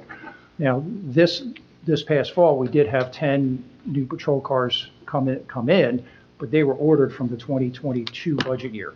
The 2023 budget year, we only have 6, so we're only going to have 6 coming in this fall. The following year, we're only going to have 5 coming in. You can see the cascading effect that's going to cause for us. By fall of 2025, our patrol fleet is going to be in bad shape. And I with all due respect to the mayor and his decision, I have to disagree strongly with us only being authorized to purchase 5 vehicles, and also not being able to purchase any unmarked vehicles. So I request in the strongest terms, if we can increase those numbers, it would be very helpful. Why aren't we allowed, John, and this is more of a question for you, I appreciate those comments. Why aren't we allowed to utilize capital, though, for the sedans? I mean, not that I'm looking to mortgage our future here, but I mean, not that it's a huge number, but I'm just saying, like, Oh, it's a capital purchase. Why can't you? Logic dictates, right? The idea is that the useful life of it is not at least 5 years, which is what you're supposed to do for capital. So, In the bonding laws. and because it was really meant years ago for the patrol cars, because they have a useful life of maybe, depends on how much they're used, but only a few years. And so, but as we got away from using sedans, right, as patrol cars, and towns started switching to SUVs, which is allowed under that. why? Because they think their lifespan's longer? So, It's backwards. The lifespan of the patrol vehicles is under 5 years, and the sedans are gonna last more than 5 years. correct. I'm just telling you that when the law went into effect, or whatever, or when the ruling went into effect, we were using mostly sedans for patrol cars. Patrol cars. And so that's what it was really meant for.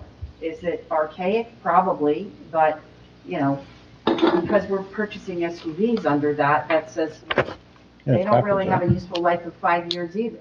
So we shouldn't be purchasing them under capital, but we do, because a lot of times capital is what's available without having to end up, raising your operating budget. So, Years ago, all the police department, they replaced the cars, and all the cars were part of the operating budget because they were sedans. Then when the SUV started becoming popular for whatever reason, they changed the bonding laws and they decided to include the SUV as part of the bond ordinance, but not the sedans. How far out are we allowed to go on the SUVs with the bonds? Like, how many years are we able I to, think the useful life is 5 years. so we can go 5? Well, sorry if I could interject, Mr. Ty. Yep.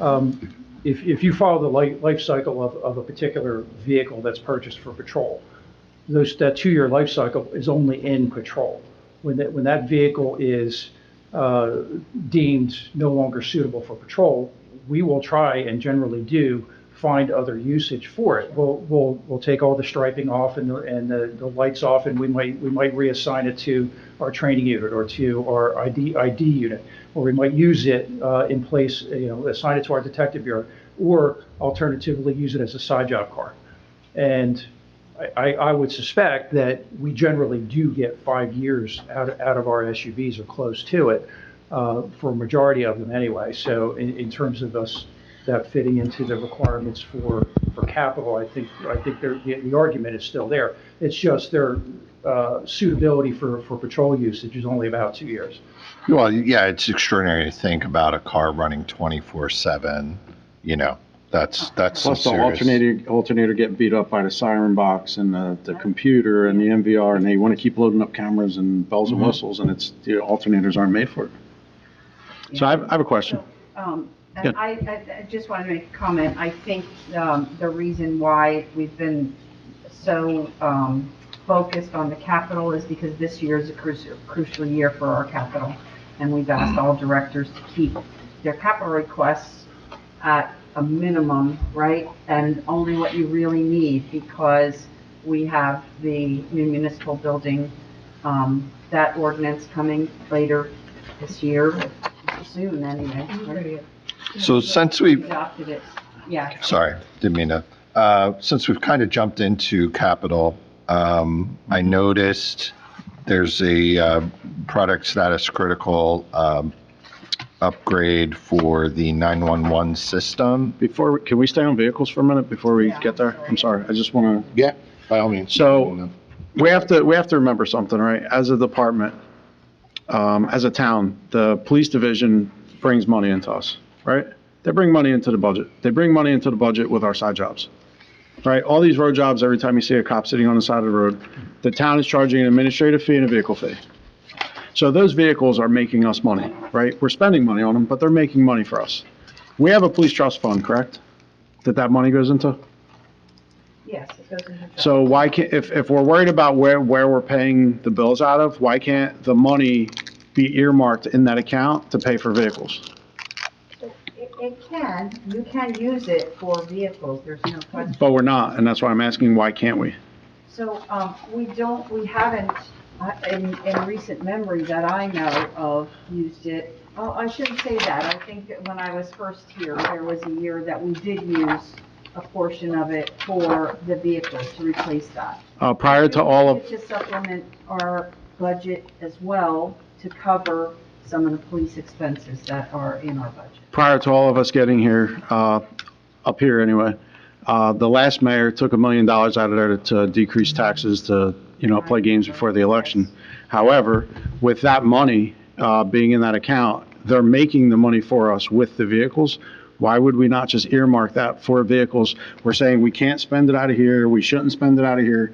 They're making the money. The vehicle is literally sitting on the road making money. Why are we not earmarking that money and saying, hey? Yeah, I don't think it would equal 881,000, right? But it could put a dent in it. It could put a dent in it. So, we don't get that much for the vehicle. How much is in that account? We get administrative fee and a vehicle fee, right? $15 and $10 an I hour think it's $12 an hour. for a vehicle or administrative? I think that's the combination of both of them. I'm just, off the top of my head, I think it's Okay. the combination of the vehicle fee as well as the administrative fee is $12 an hour. Might put a dent in a little, even if it's a little, even if it's, something. We're making money. We have a lot of vehicles out on the road. Those fees add up to, it's over $1 million a year, off the top of my head. What restrictions are there on what restrictions are there on what we can? 400,000. Oh, 400,000? Yeah. Oh, okay, I see what you're saying. I was thinking overall of what our extra duty employment brings in. Sorry, Eugenia, I'd have to do some research to come up with that exact number. It would be in our, We're going back to that, so. Yeah, that would be in our. Well, now, end of year report. but regardless, you're absolutely right, though, Do anything. Councilman, you can earmark those funds to cover vehicles.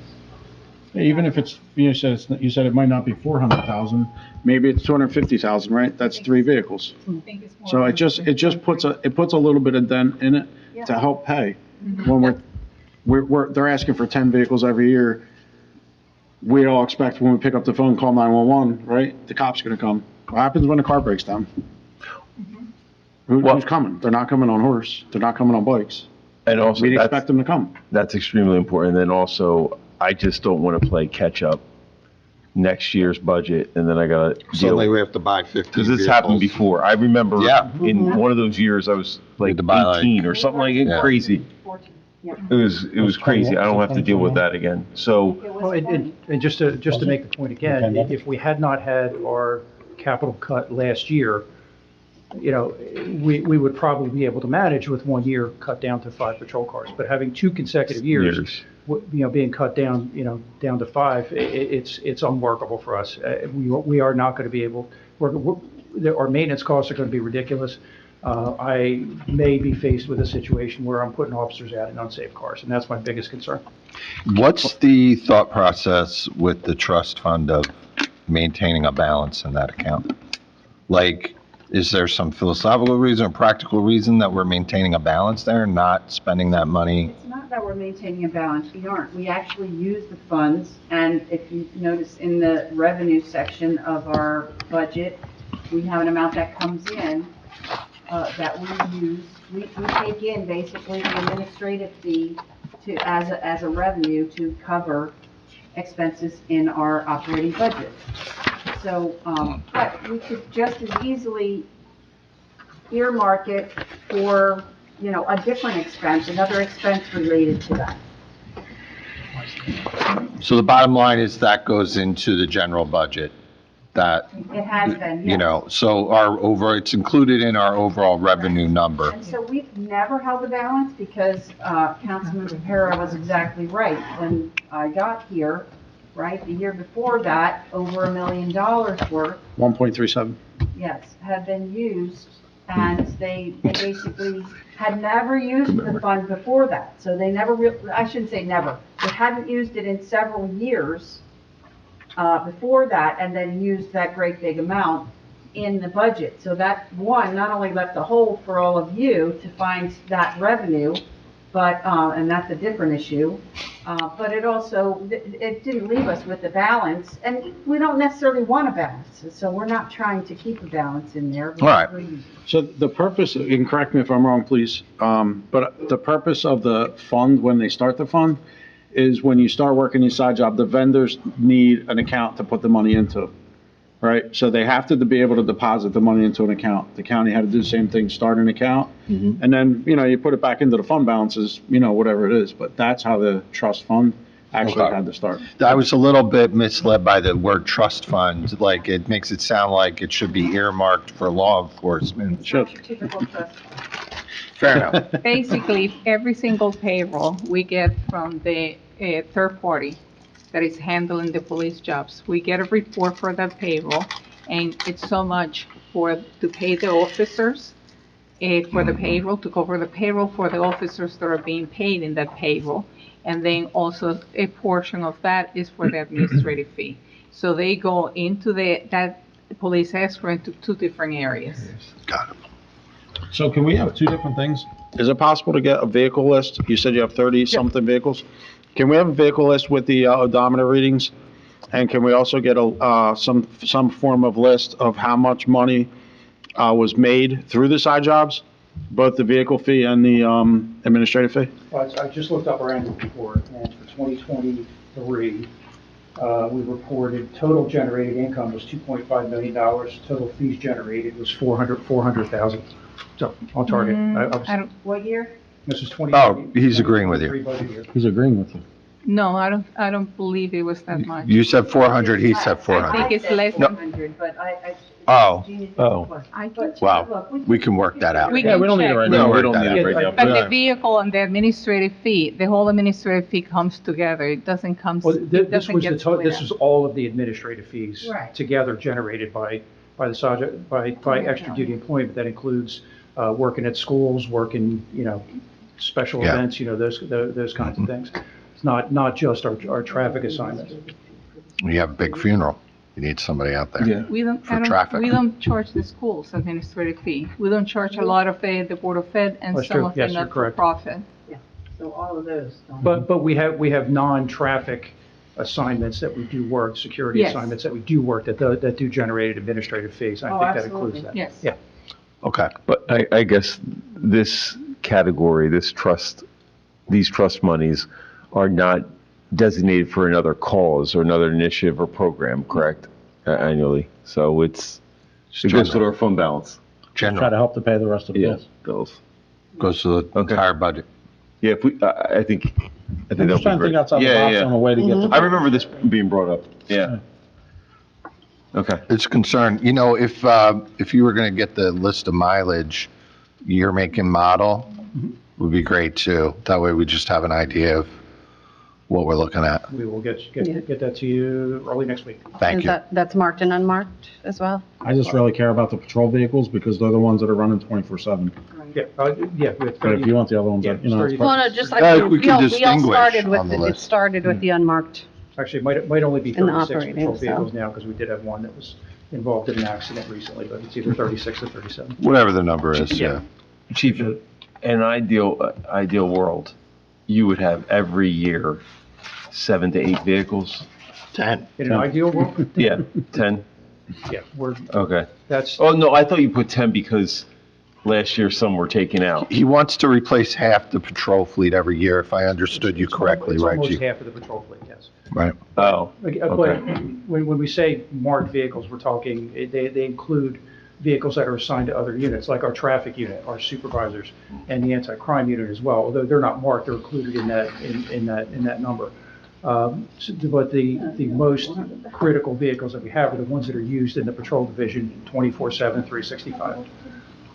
Okay. Okay. All right. So I'll have my fleet manager check, go through. Thank you. Check years, mileage, et cetera, and we'll get that to you next week. Okay. Get you an updated list. He does keep a list regularly, but I don't know when it was last updated, so I'll make sure we get it done, get it to you. Okay.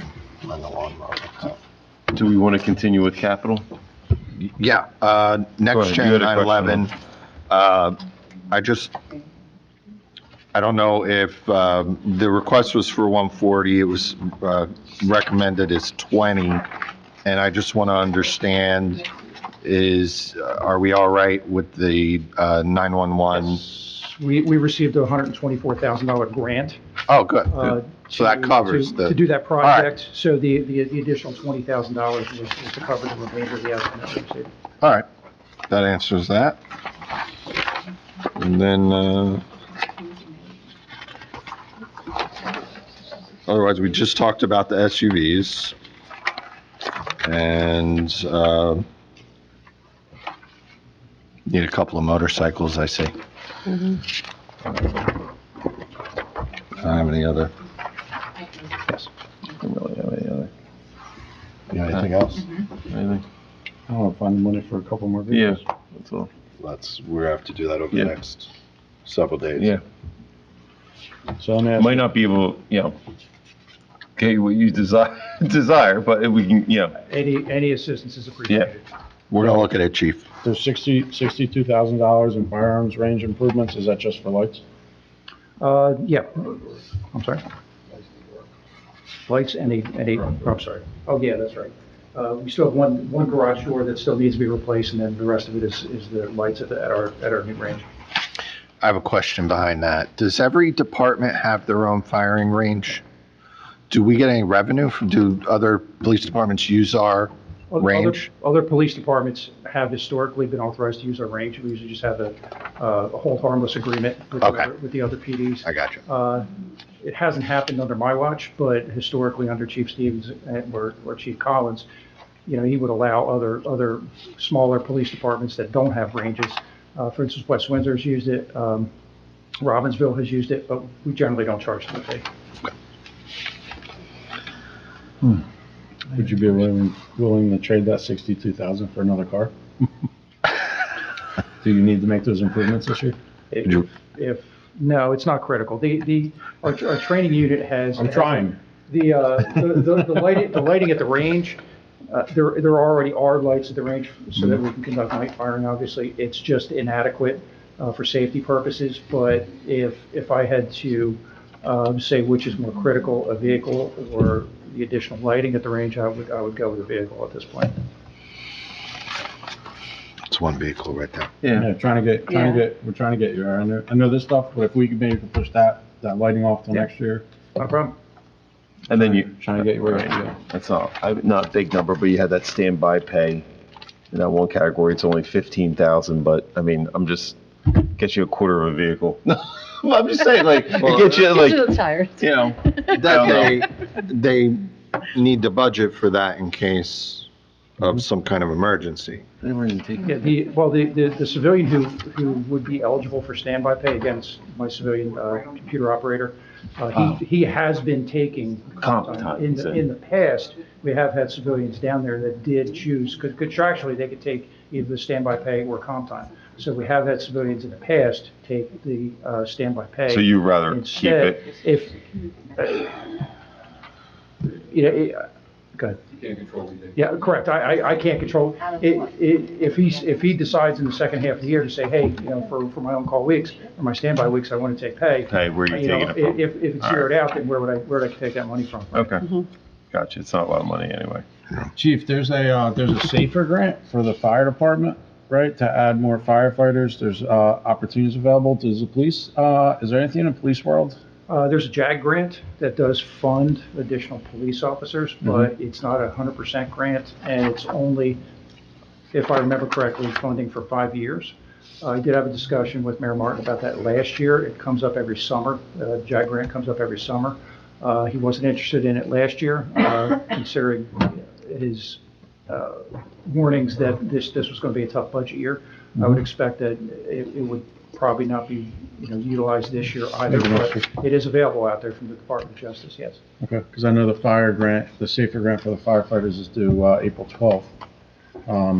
I've been doing a little research. I didn't really see anything for police when I looked. Yeah, it's called JAG grant, JAG. Okay. Thank you. Yeah. Okay.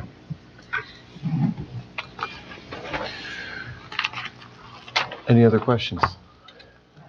No, I think we did some good work here, identifying the possibility that we can maybe move some assets around to make sure we address the most critical needs for you tonight. So I appreciate your presentation, and I don't have any more questions.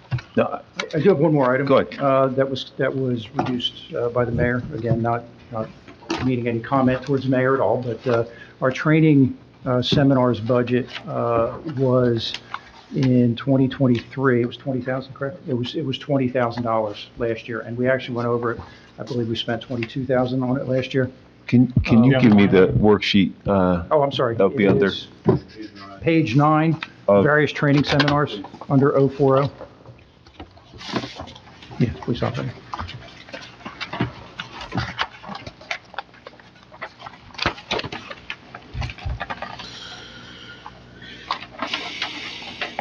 Personnel Yes. expenses and training?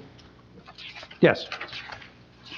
Oh, and then various training Various training seminars. seminars, correct.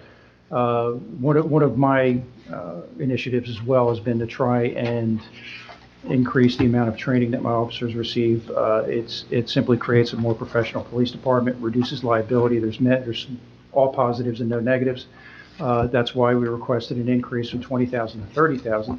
I think the mayor saw a 50% increase, and that's what, kind of caught his eye. I did not expect him to reduce it from 20,000 to 15,000 when we spent 22,000 last year. So I would love to be able to request from the council to reinstitute the $30,000 request, but I certainly understand the budgetary climate right now, and if at the very least we can get us back up to 20,000, I can work with that. We'll take a look. Yeah. So I also see the SWAT training is zeroed out. Yeah. That was requested by the SWAT team. That had never been introduced before, as I'm sure you're aware. SWAT training is very expensive. We've had a SWAT team now for 50 years, and we pride ourselves on being some of the most highly trained in the state of New Jersey.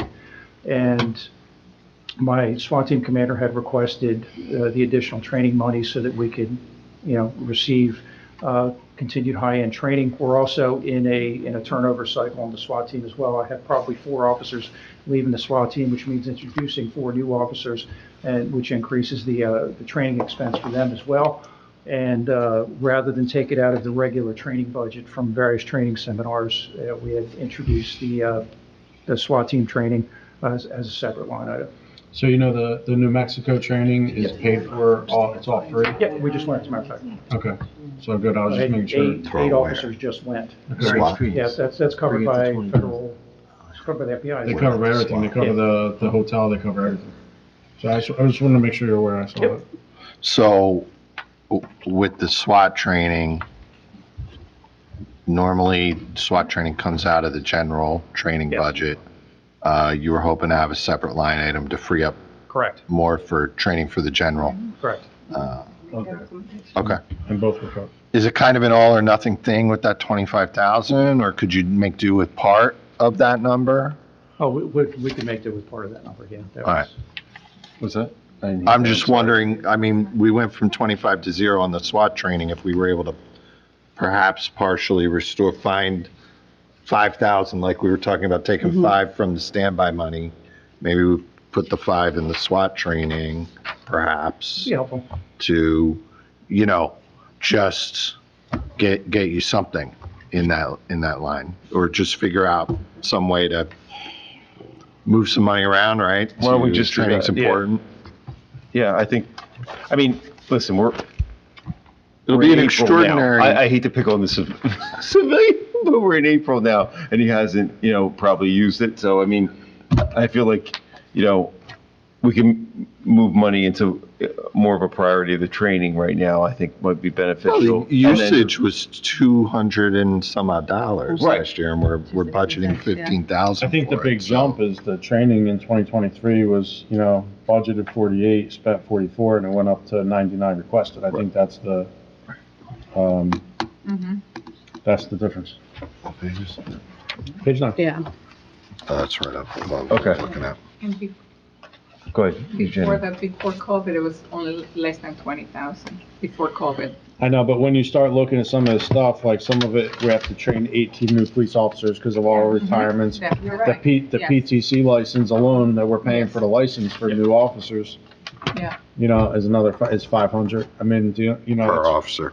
Yeah, and look, training is very important, and especially when you talked about in the beginning of all of the retirements and all of that institutional knowledge going out. So you want to make sure that you're training the newer, younger, whatever, that are coming through. So, you could take some of that other, the standby, and if you want it, move it to this line item, and that way you have that in that budget, and you can use it however you want to divvy it up, I would think, for the training. You don't Oh, I'm- buy- On top of that. I'm good with that. Is that for the various? Take 5 from standby. Move I up mean, move up to various- various training seminars up to 20,000.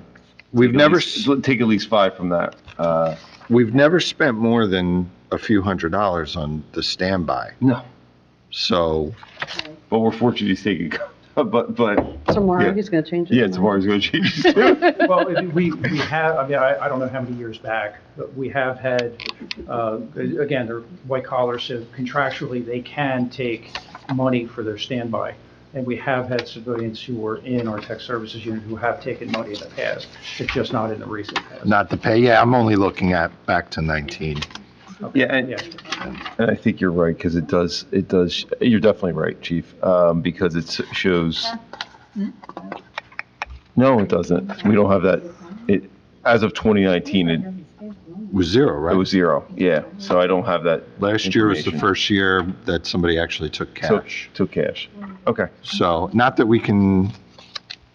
we No, don't I'm not wanna- looking to zero it out. I'm not looking to do Well, that. Okay. I'm happy to get the training budget bumped up a little Okay, bit. That's- yeah, let's bump that up. Peter's PayPal, I'm good with that. Yeah, I know. And Chief, today isn't the end of the discussion. If you have any other thoughts or suggestions Steve about Ellis. how we can kind of, move things around in order to more effectively fund the department, I think we're all ears, I so. appreciate that, Mr. Cummings. I'm trying to be so down the middle on this. So we're paying for 18 license fees to the PTC for people that aren't even employed by the town yet. We're paying for 18 licensing fees, right? And Well, we're and budgeting for it. we're budgeting Yeah, for it. we're budgeting for it because at some point we would be paying those license fees.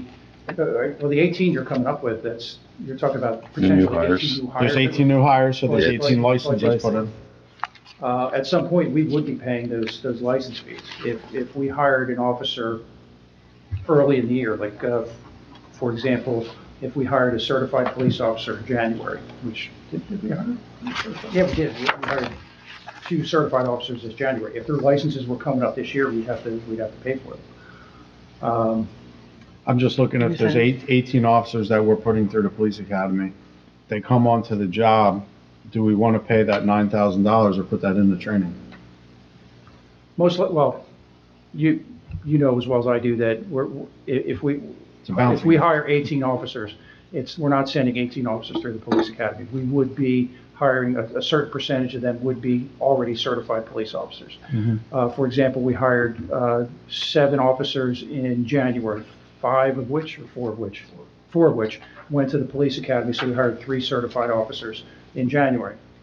In this next coming hiring cycle, there's at least 3 Trenton officers that are on our list, excuse me, 2 Trenton officers and 1 who's, he's a SLEO too, a Special Law Enforcement Officer too, that we would not have to send through the police academy as well. So out of the expected hiring of, right now we're hiring 6, and we have a few more officers retiring in June and July. Um, So we'll be looking at 8 or 9, for the next hiring cycle. And at least, hopefully, 2 or 3 of them will be PTC certified. So if they're already PTC certified in another department, do we pay for the license when they get here, or there's a license No. given? No. So- It's only when their number comes up with the PTC. The way it's supposed to work now is 1/3 of the police department gets their license renewed every year. And for us, that would be 50, I'm sorry? There's no fee for that? Any current officer, there's no fee, only Right, incoming? but there's a $500 fee for each current officer, isn't there? No. Oh, I thought there was. My apologies. So my question just is, we have $9,000 in licensing fees for 18 officers, right? Can we take some of that and put that in the training? Can we Sure. just leave it there and then you guys shift it as need be? Well, it Right? turns Is that out that okay? we do need some. Are we allowed of to do that? Yeah. Yeah, Some they of that can use that licensing money money, for we whatever. could, we could find the money to pay for Because the it- license. Yeah, so because I see there's a lot Same more, line right? You item. created new columns, but there's still some money there, like that licensing fee. I don't think we're gonna need 18 brand-new licenses. We can shift that into the training if you need it. When we projected the 18 officers, it was a worst-case scenario that we could be hiring as many as 18 officers.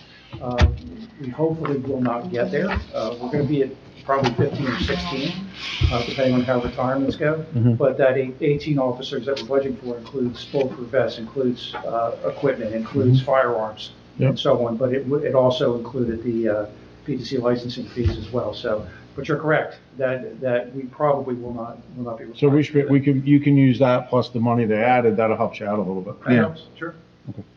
Okay. Anyone else? Chief, thank you, Lieutenant. I appreciate your time, and, it's a tough year overall. We're trying to balance some things, and I know, you can't get exactly what you wanted to, put into the budget, but, I think we can get you there and work with you, especially on the vehicles, and try to get you a little closer to your number.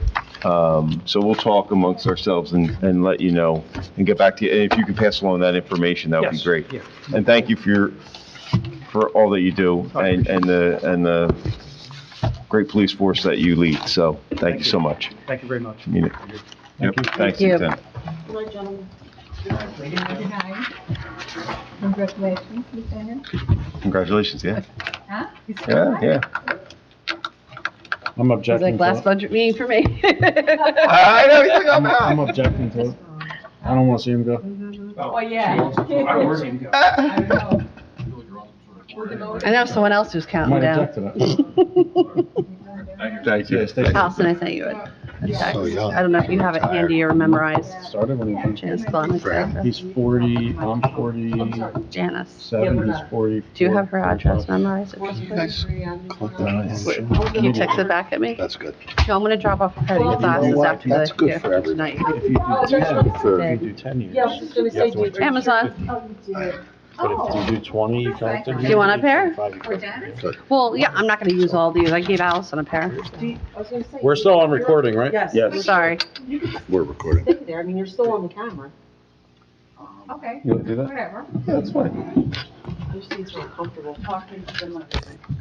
Yes, put it close. That would help. Yeah. We gotta find out. Can I ask a question? Let's see if I can ask. Yeah. So, while we're in between, where would we find in the budget, because I know it's a big number and it's gonna get all of our attentions, where would the health benefits payments, what breakdown is that, and the pension and health benefits, because I know they're big numbers. Yep. Where It's are they? It's under appropriations. Oh, Okay, What Section tab? 5, I believe. 5? It's section, I know we were whispering over here about it, going back and forth, trying to figure out where it was. Now, the health benefits also, some of that, that's not the amount that we budget in the current budget is not through the overall, the whole amount that we pay, because some of it is appropriated to the sewer for those employees that we pay, Okay. and they, Separate budget. separate budget and some, other UCC. UCC, yes. And I- Right, so So- there's one other line item, right? Right. So you'll notice that Nope. the health insurance, the garbage and recycling, and the, obviously diminished. The last 2 years, we've had the benefit of 5 million from the federal dollars, the ARPA dollars are gone. So, I mean, that one's, that 10 million total over the last 2 years is gone. Now, obviously, we can't utilize that funding for that 5 million for this year, so that's Garbage, recycling, health. garbage, recycling, health. And the garbage and recycling, that alone is almost Line 20, 10, 23. am I right to say 10 million? Yes, yes, that's on Yeah. page 4. Oh, there it is, yeah. Because it's garbage and recycling, there was an uptick of, if you look at page 4 on, That's the group insurance. I'm sorry, Yeah. yeah, but there's Yeah, but on page 4, you have the PFRS number. It's up PFRS. 2.5%. Yeah, the purse, yeah. Yeah, that's the. I'm sorry. information. What's that? PFRS is the police fire. What's the DCRS DCRP? is the civilian. DCRP is the defined contribution, but those people, they came up since 2010, those people that do not qualify for PERS, they have to be on the defined contribution. You and me. Normally, it's the business administrator, if they're not grandfather, then there will be a DCRP. Okay. Or the director of, I believe the director of community development is also DCRP. The There's mayor, a few mayor people. too. Yeah. So you want to state your name? She's, No, yeah. can you just put the mic close to I you? know. Okay. We just jumped Okay. in. Oh, we have legitimate There it questions. Yeah. Okay. Thank you. So, in going through this today, I noticed that there's additional for solid waste, right? There's, on page 5, you'll notice, in the, solid waste category O and E, there's 2.2, almost 2.3 million. That, wasn't allocated, no number in 2023, because that's out of cap, right? Yes, that's correct. That's out of cap. So that's plus the increase that was on the Number 5. Thank you. plus the increase that was on page 4. Yeah. So that you have to add those two together. So that's, yeah, it's significant. So the budget on page 5, right, on with the library, the $400,000 increase is actually the grant, right? No.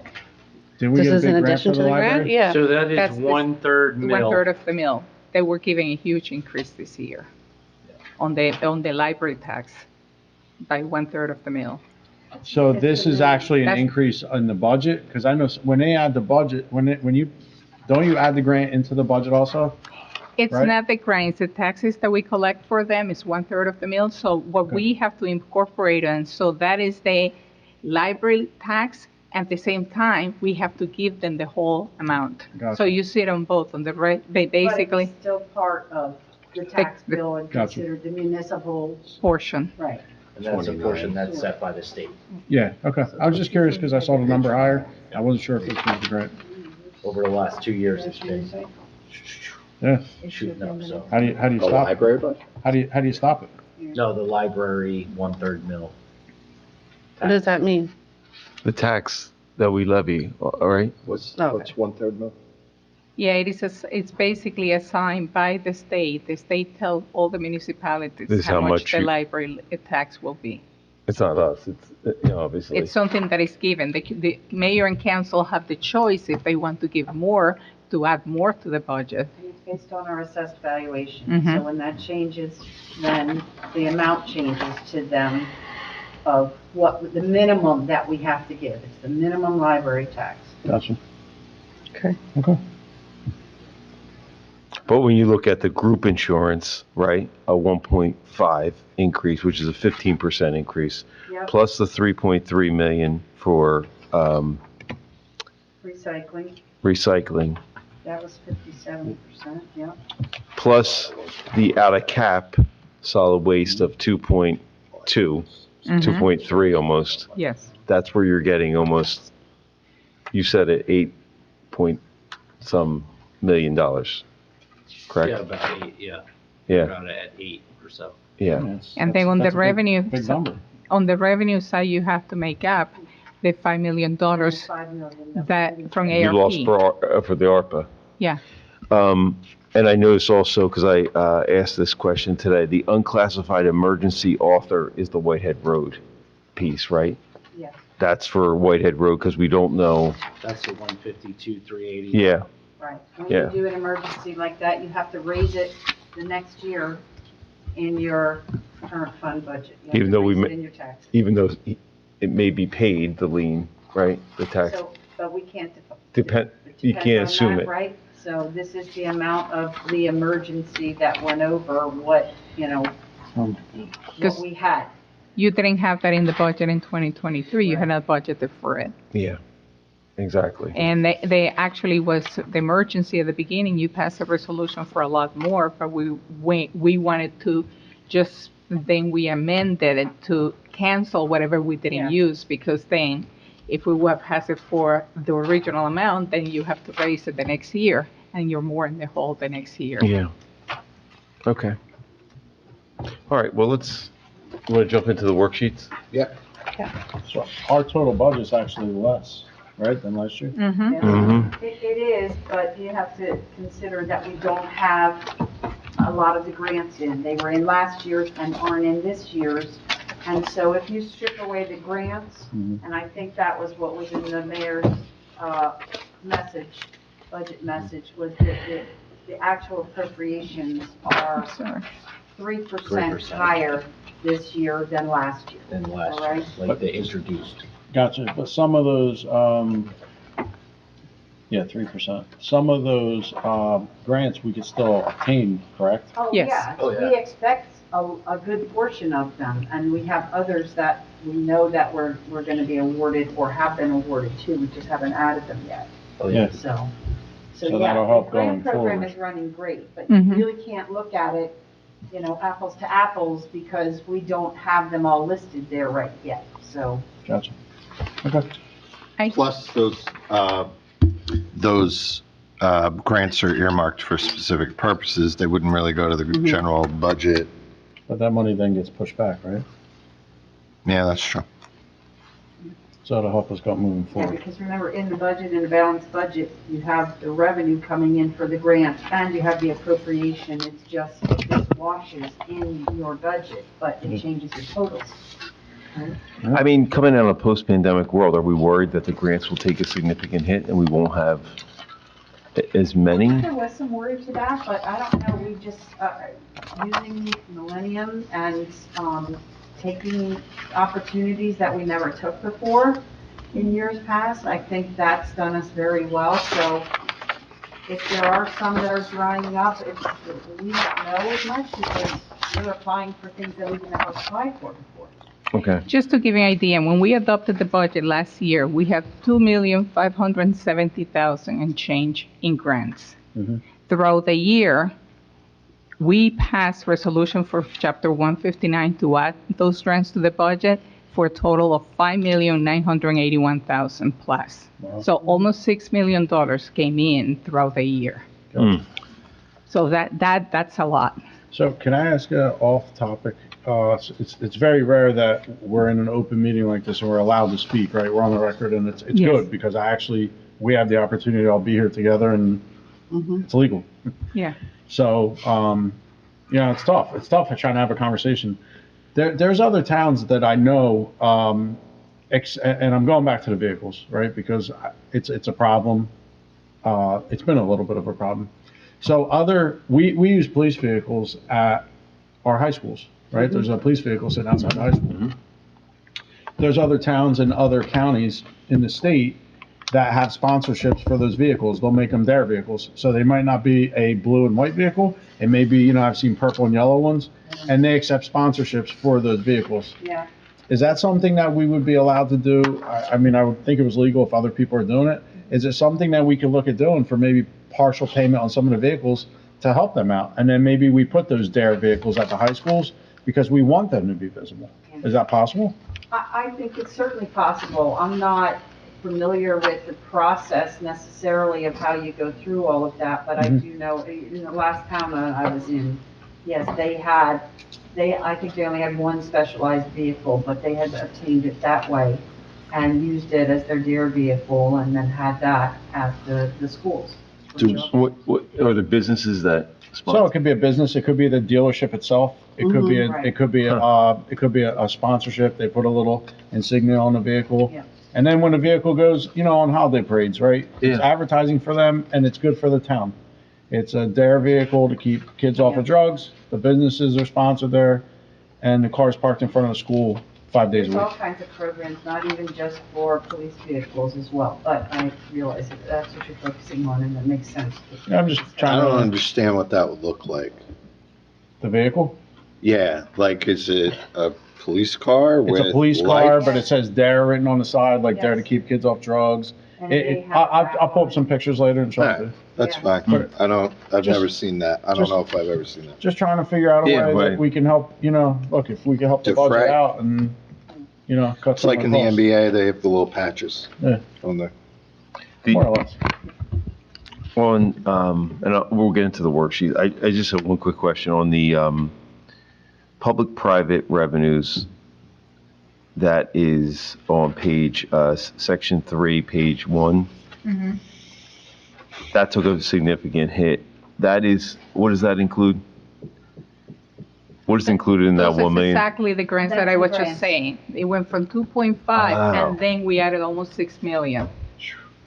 So when you look at the revenue section, you actually, this has this is comparison of the budget when it was The adopted budget. Then the appropriation side, the tabs that you have there, and the revenue tabs, and John, correct me if I'm wrong, but those are the actual final numbers once the grants were included, right? Correct. On the revenue and appropriation side. So I know we have 1.1 million there. I mean, do we expect significantly more than that? Yes. Yeah, just which line is it? right now, I think there will be a grant that This will be one, putting, page 3. either passing a resolution after we adopt the budget. It's going to be 1.7 million for the library. So, there might be some New Jersey DOT grants that we didn't get the award letter before the budget Yeah. that we might be adding on later.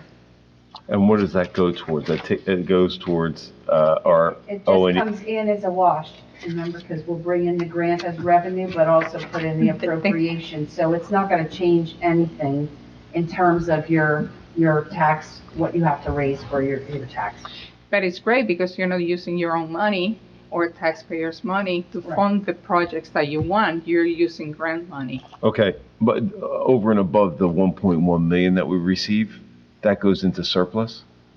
Or that just is a, Nope. No, No. it just, it has runs to be, through this fund and actually gets taken care of over in grant funds. So it really has no effect fact on, on your operating budget. okay. Okay, So you'd have to find some other source of income, right? Like when we got the art money, that, there was no, we got those monies in and you could use them as revenue replacement. That's unusual for a grant. That doesn't usually happen. okay. But that was a special thing. You could also use it, right, to offset some of your appropriations, which is exactly what we did, right? We used it for offsetting first responders and our garbage as well. Garbage. So, I mean, we, as high as everything is, I think we also have to, give ourselves a pat on the back too, because if we were still in the state health benefits plan, they're looking at double-digit increases again. Yes. So while I know it was a Another- very painful, it was a difficult process to go from fully insured to self-insured. Yes. Where we are now, had we not done it, we would have been behind a bigger 8 ball because of Yeah. the big increase that's coming, July 1st. and they had an over 20% increase not too long ago, about a few years ago. So, Just a couple of years ago. Yeah. Or Yeah. 2 years ago, I think they had a 23% Yep. increase. It's gonna be And then double digits again. This year, having another double digits, so. Yeah. Oh, it was nice to at least be able to talk like this. Yeah. I noticed, that we took this year, our surplus utilized is 8 million rather, and last year we had 8.5. The reason why that is reduced slightly is because of the concern of just our rating and, you know, to take too much more than that. Is that safe to say? I'm just trying to understand why we. Yeah, I don't think it's a concern. Concerns as much as, right, like, last year's budget, we had ended the prior year with about 17 million in surplus, so we roughly used half of it. And so that was acceptable, and we weren't worried about the ratings at that point. And so we've finished last year with just over 15 million. So originally, we started to look at, well, let's use half of it again, right? We were at 7.5, but then we upped it a little bit, right, just to make the budget balance. We still think that that's acceptable. You have a healthy surplus. You have a really good history on the surplus since taking office, right? And so since starting with 2020, where we were left with very little surplus, and you've continued to build it, and so and done the right things that helps build the surplus and that stability. And so, and I think we talked about this one-on-one, but we ended this last year with 15 million. And so you might say, well, that's a concern because we ended the year before with 17 million, right? We didn't replace everything we used. However, and this is due to your CFO, who, and the rating agencies also love it, but instead of putting everything that we end up making, right, in surplus, Eugenia has suggested that we start reserving it in specific reserves for accumulated leave, which we use to pay out when people retire. We have a lot of retirements coming up this year. The other reserves, you started a recycling reserve so that we have some money in there that if recycling gets even more out of hand than what it is at this point, we still have a little bit of reserve to be able to cover that.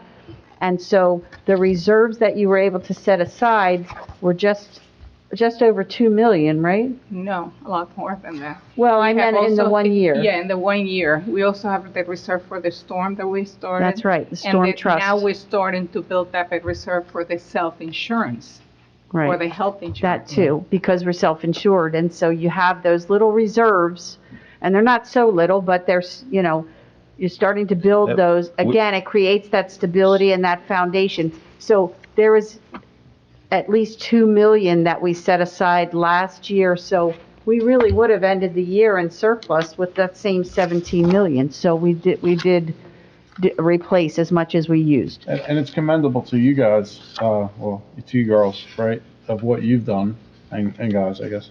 Sorry. I was looking at them. I apologize. Poor John. Listen, I'm short. I couldn't see him behind the sign. But, no, I mean, really, it's commendable because, right, you're right. In 2020, we had $6 million in surplus. We're looking at 3 times, you know, roughly 2.5 to 3 times that. Yeah. What we have now, and that's commendable to this administration. You know, I think most people won't look at all that. They'll just say, hey, you know, this is that, and this went up, and that went up, but we've done a great job, and that's a compliment to all of you. And to all of you too, because again, you understand it all, and you know what's important to put things in the budget, and then, so when we bring you some of these things, you know, it's Maybe like, not me so much. I tried to give the guy $1 an hour raise. I mean. I think you're all right with that. I think you're all right. So, yeah, thank you. And that's why when we went to S&P in February, they were very happy with the course that we were following. And now we have for May that we go back to do the permanent bonding and the bond anticipation note. They are looking, they said they don't even have to basically do the whole interview again. That as long as we send them the annual financial statement, the budget, then they would send questions to us, and this way we can answer. But, you know, they were very happy with the way the interview went in February. We got an upgrade, right? Didn't we? No, we didn't. Not yet. Not yet. We're working for it. Yes. Working for an upgrade. We'll see. We're coming close. We're getting close. It's tough to get that last Positive last outlook. little- Yeah. positive We outlook? had a positive outlook, yes. That's always a good thing to have. That's too. a good thing to have. That And we means have you're a on your great way. rating, but we want the magnificent rating, Yeah. so, but it's very hard to make that jump, but we'll We'll get there. keep working at it. That's good. I'm confident. It's going to save us money to get there too. Yes. Every time you take one of those incremental steps up, Yes, saves us a little money when we have to borrow. it does, you're right. I'm So it has a confident long-term with- benefit. With you three and the rest of your team, I'm sure we're gonna get there, so. We have a great team here, Right. everybody. Do we want to go through the worksheets? Go ahead. Get in there. Get in those I see red worksheets. marks and highlights. I Now see- we compliment him, let's I see take some. sticky No, I'm notes. joking, I'm joking. I see Now he's sticky gonna notes. kill me. Yeah, take it away. Auditing services, no changes for me. Anyone? No. Anyone? We'll jump in it. This, We'll jump the in. auditing services for Mercadian, because he's still doing the audit for 2023 that we pay in 2024.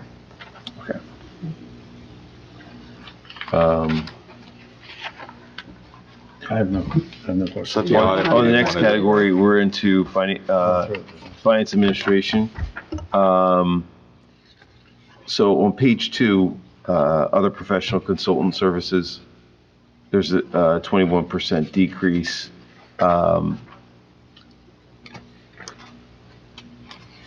It's a decrease, yeah. What's your question? No, that's not my question. No, I had a check mark. That was good. That was good. No, just, no questions We on that went- page. we No, went no, you for- don't Take have to. better sticky notes. I know, I got Anthony. too many You sticky can't notes understand your own The notes decrease tonight. is due because we did the RFP in banking last year, and as part of that, the new bank is paying for all the payroll services that we have. Okay, So that was part of that was in that line. okay. We're still Great. splitting our bank services between a couple banks, right? No, just Yes, yeah, we a do. couple, yes. Yes. Yes. We have a lot of our deposits with First Bank, who won the RFP. Which is a Hamilton Award. Bank. And William, And then William Penn, William Payne, and also Commerce Bank. Okay. did a small amount of Yeah. commerce. yeah. Commerce, you mean TD?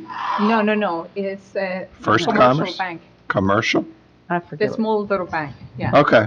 I'm not familiar with that one. It's only a And small amount. You there. will see the same thing for the tax collector. Also, they're picking up some of the services, like she used to pay for the armor car service 3 times a week. They're picking up that service. Okay. And also, she used to pay for PayArgo, which is the company that picks up the electronic payments and sends them to them electronically. So they're paying off. So small things, but everything. Yeah, I know we were actually able to generate more revenue for the first time in a while off our savings, so that's good. Mm-hmm. Did we have, any, Kendra Roberts in there last year or no? Also, yes, All right, so that might be a little. we had the reduction. consulting also last year there. you Not for the whole year, Right. but you can see that 22 when we had the consultant full-time and we had the Prime Point, which is the payroll company that was the highest. Highest. Yeah. So revenue administration, moving over to? Oh, you know what, before you jump up, so Malamute, what are they, the underwriters for the bonds? Yes, that's bond council. Okay. For bond council, some of the fees comes out of finance and some of the other fees, like whenever we go out to bonding, comes out of the section 220 of the bond ordinance. Revenue administration. First page, I don't have anything. Other professional consultant on page 2. So this was, okay, it was budgeted in 2023, 102. And we had budgeted for this year 95,000, which was a decrease.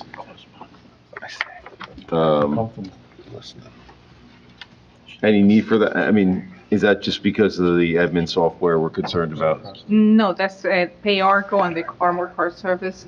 She's no longer paying for that. Yeah, she doesn't have to pay for it. She doesn't have to because pay, the shows bank on the is notes paying on for the that. page. On the next Point page. picks it up. Oh, okay, okay. Like that. The other question I had, not that I want to put more money into to the budget, but I see that it says on other contractual items, you have actual spent was, on page 3, 4,220, and you had budgeted 500. Is there a concern there? Because that number is staying consistent at 500. The fire alarm for the boat. I don't know. I don't know, but I can check It might into it. I just didn't know Yes. why. We'll have to look at that and see Yeah, what the I charge can look is. into it. Might have been something that was misapplied. I don't know. Okay. I was just curious. And I didn't have anything on tax assessment. I don't know if my colleagues, do you have any tax assessment? No, It looks good. Rick? I went through everything.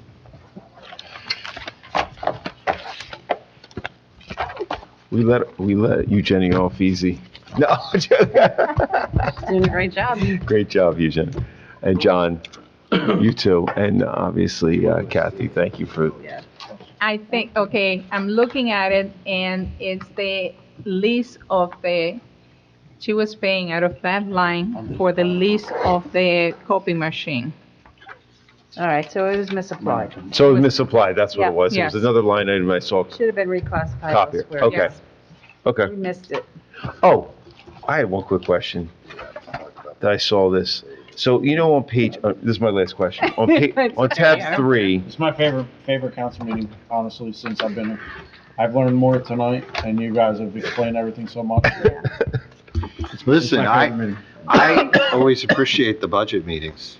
Okay. Allison does not share my enthusiasm, but It's my favorite meeting so far. I've said it before, we get a look under the hood like we never get the rest of the year. Not that you guys aren't transparent, you're always transparent, understand. but This is You where you know. set aside the time to do it, to make sure that you're. there's no better time to ask questions than when you're asking us for money. It's an open public meeting. We're allowed to all talk, which we're never allowed. We can't, four of us can never Right, sit you together. can't. Yeah. So this is where we get to sit and ask our questions that I would never get to ask. Relatively informal. And then I ask my question, and then he's probably gonna ask you the same question tomorrow, and guess what? Now we're all here. Yeah. No, and I think it's good too, because you don't always get governing bodies that want to really closely look at everything. Or let's say they all say they want to, but they don't all do that. So I'm glad that you do, and that you want to, and that you have these open conversations, because you need to. And we appreciate it a lot. I We think, appreciate all the questions. Sorry, and- Allison. Yes. I think Anthony should buy stock in the Post-it note company because he's got so many Well, notes. we should. in I there. like the Post-its better. I had one time that did paper clips on That's every oh my page. gosh. So no, I just have one quick question, just What page? so I understand this. Page 1 on the tab 3, it says 8 point. Oh no, oh yeah, you're right, tab 2. All right. Page 1, 8.5, on just the detailed current budget revenue, right? Yep. It says 8.5 million in final in 2023. But then if I go over to, what are you making? Then if I go over though to tab 4, Yeah. and I look at current budget revenues, I see under 2023, 8.6. So what was it? The Like, that page this, 2, the page on section 2 is the adopted budget versus the adopted budget introduced. comparison. Introduced budget versus Right. introduced budget comparison. If you remember, there's an amendment that ups that 8.5 to 8.6. oh, we, All right, We so it voted shouldn't say for it. We voted for it. final. It Yeah, should say shouldn't say final. It should say Right. introduced So this is, the one in section 2 is the introduced budget, comparison to and then introduced. after your budget workshops, you ended up with 8.6 Okay. million in there. So Okay. that's a good catch, though. There you go. see, I So do my the homework. revenue and the appropriations are the final numbers The for adopted, 2023. right, the The- adopted. After all the grants and everything. Under the current budget revenue, under page. That was that 100,000 you saved the taxpayers last year. All right, I just want to make sure for clarity. It's a good catch. All right, Yeah. All right. thank you. I appreciate all your time tonight, and thank you, council, for helping out, Allison, always. And John, All right, John we're did a off. great job with the budget. Are we off to record? Motion, we're adjourned. Oh, no. I need a motion.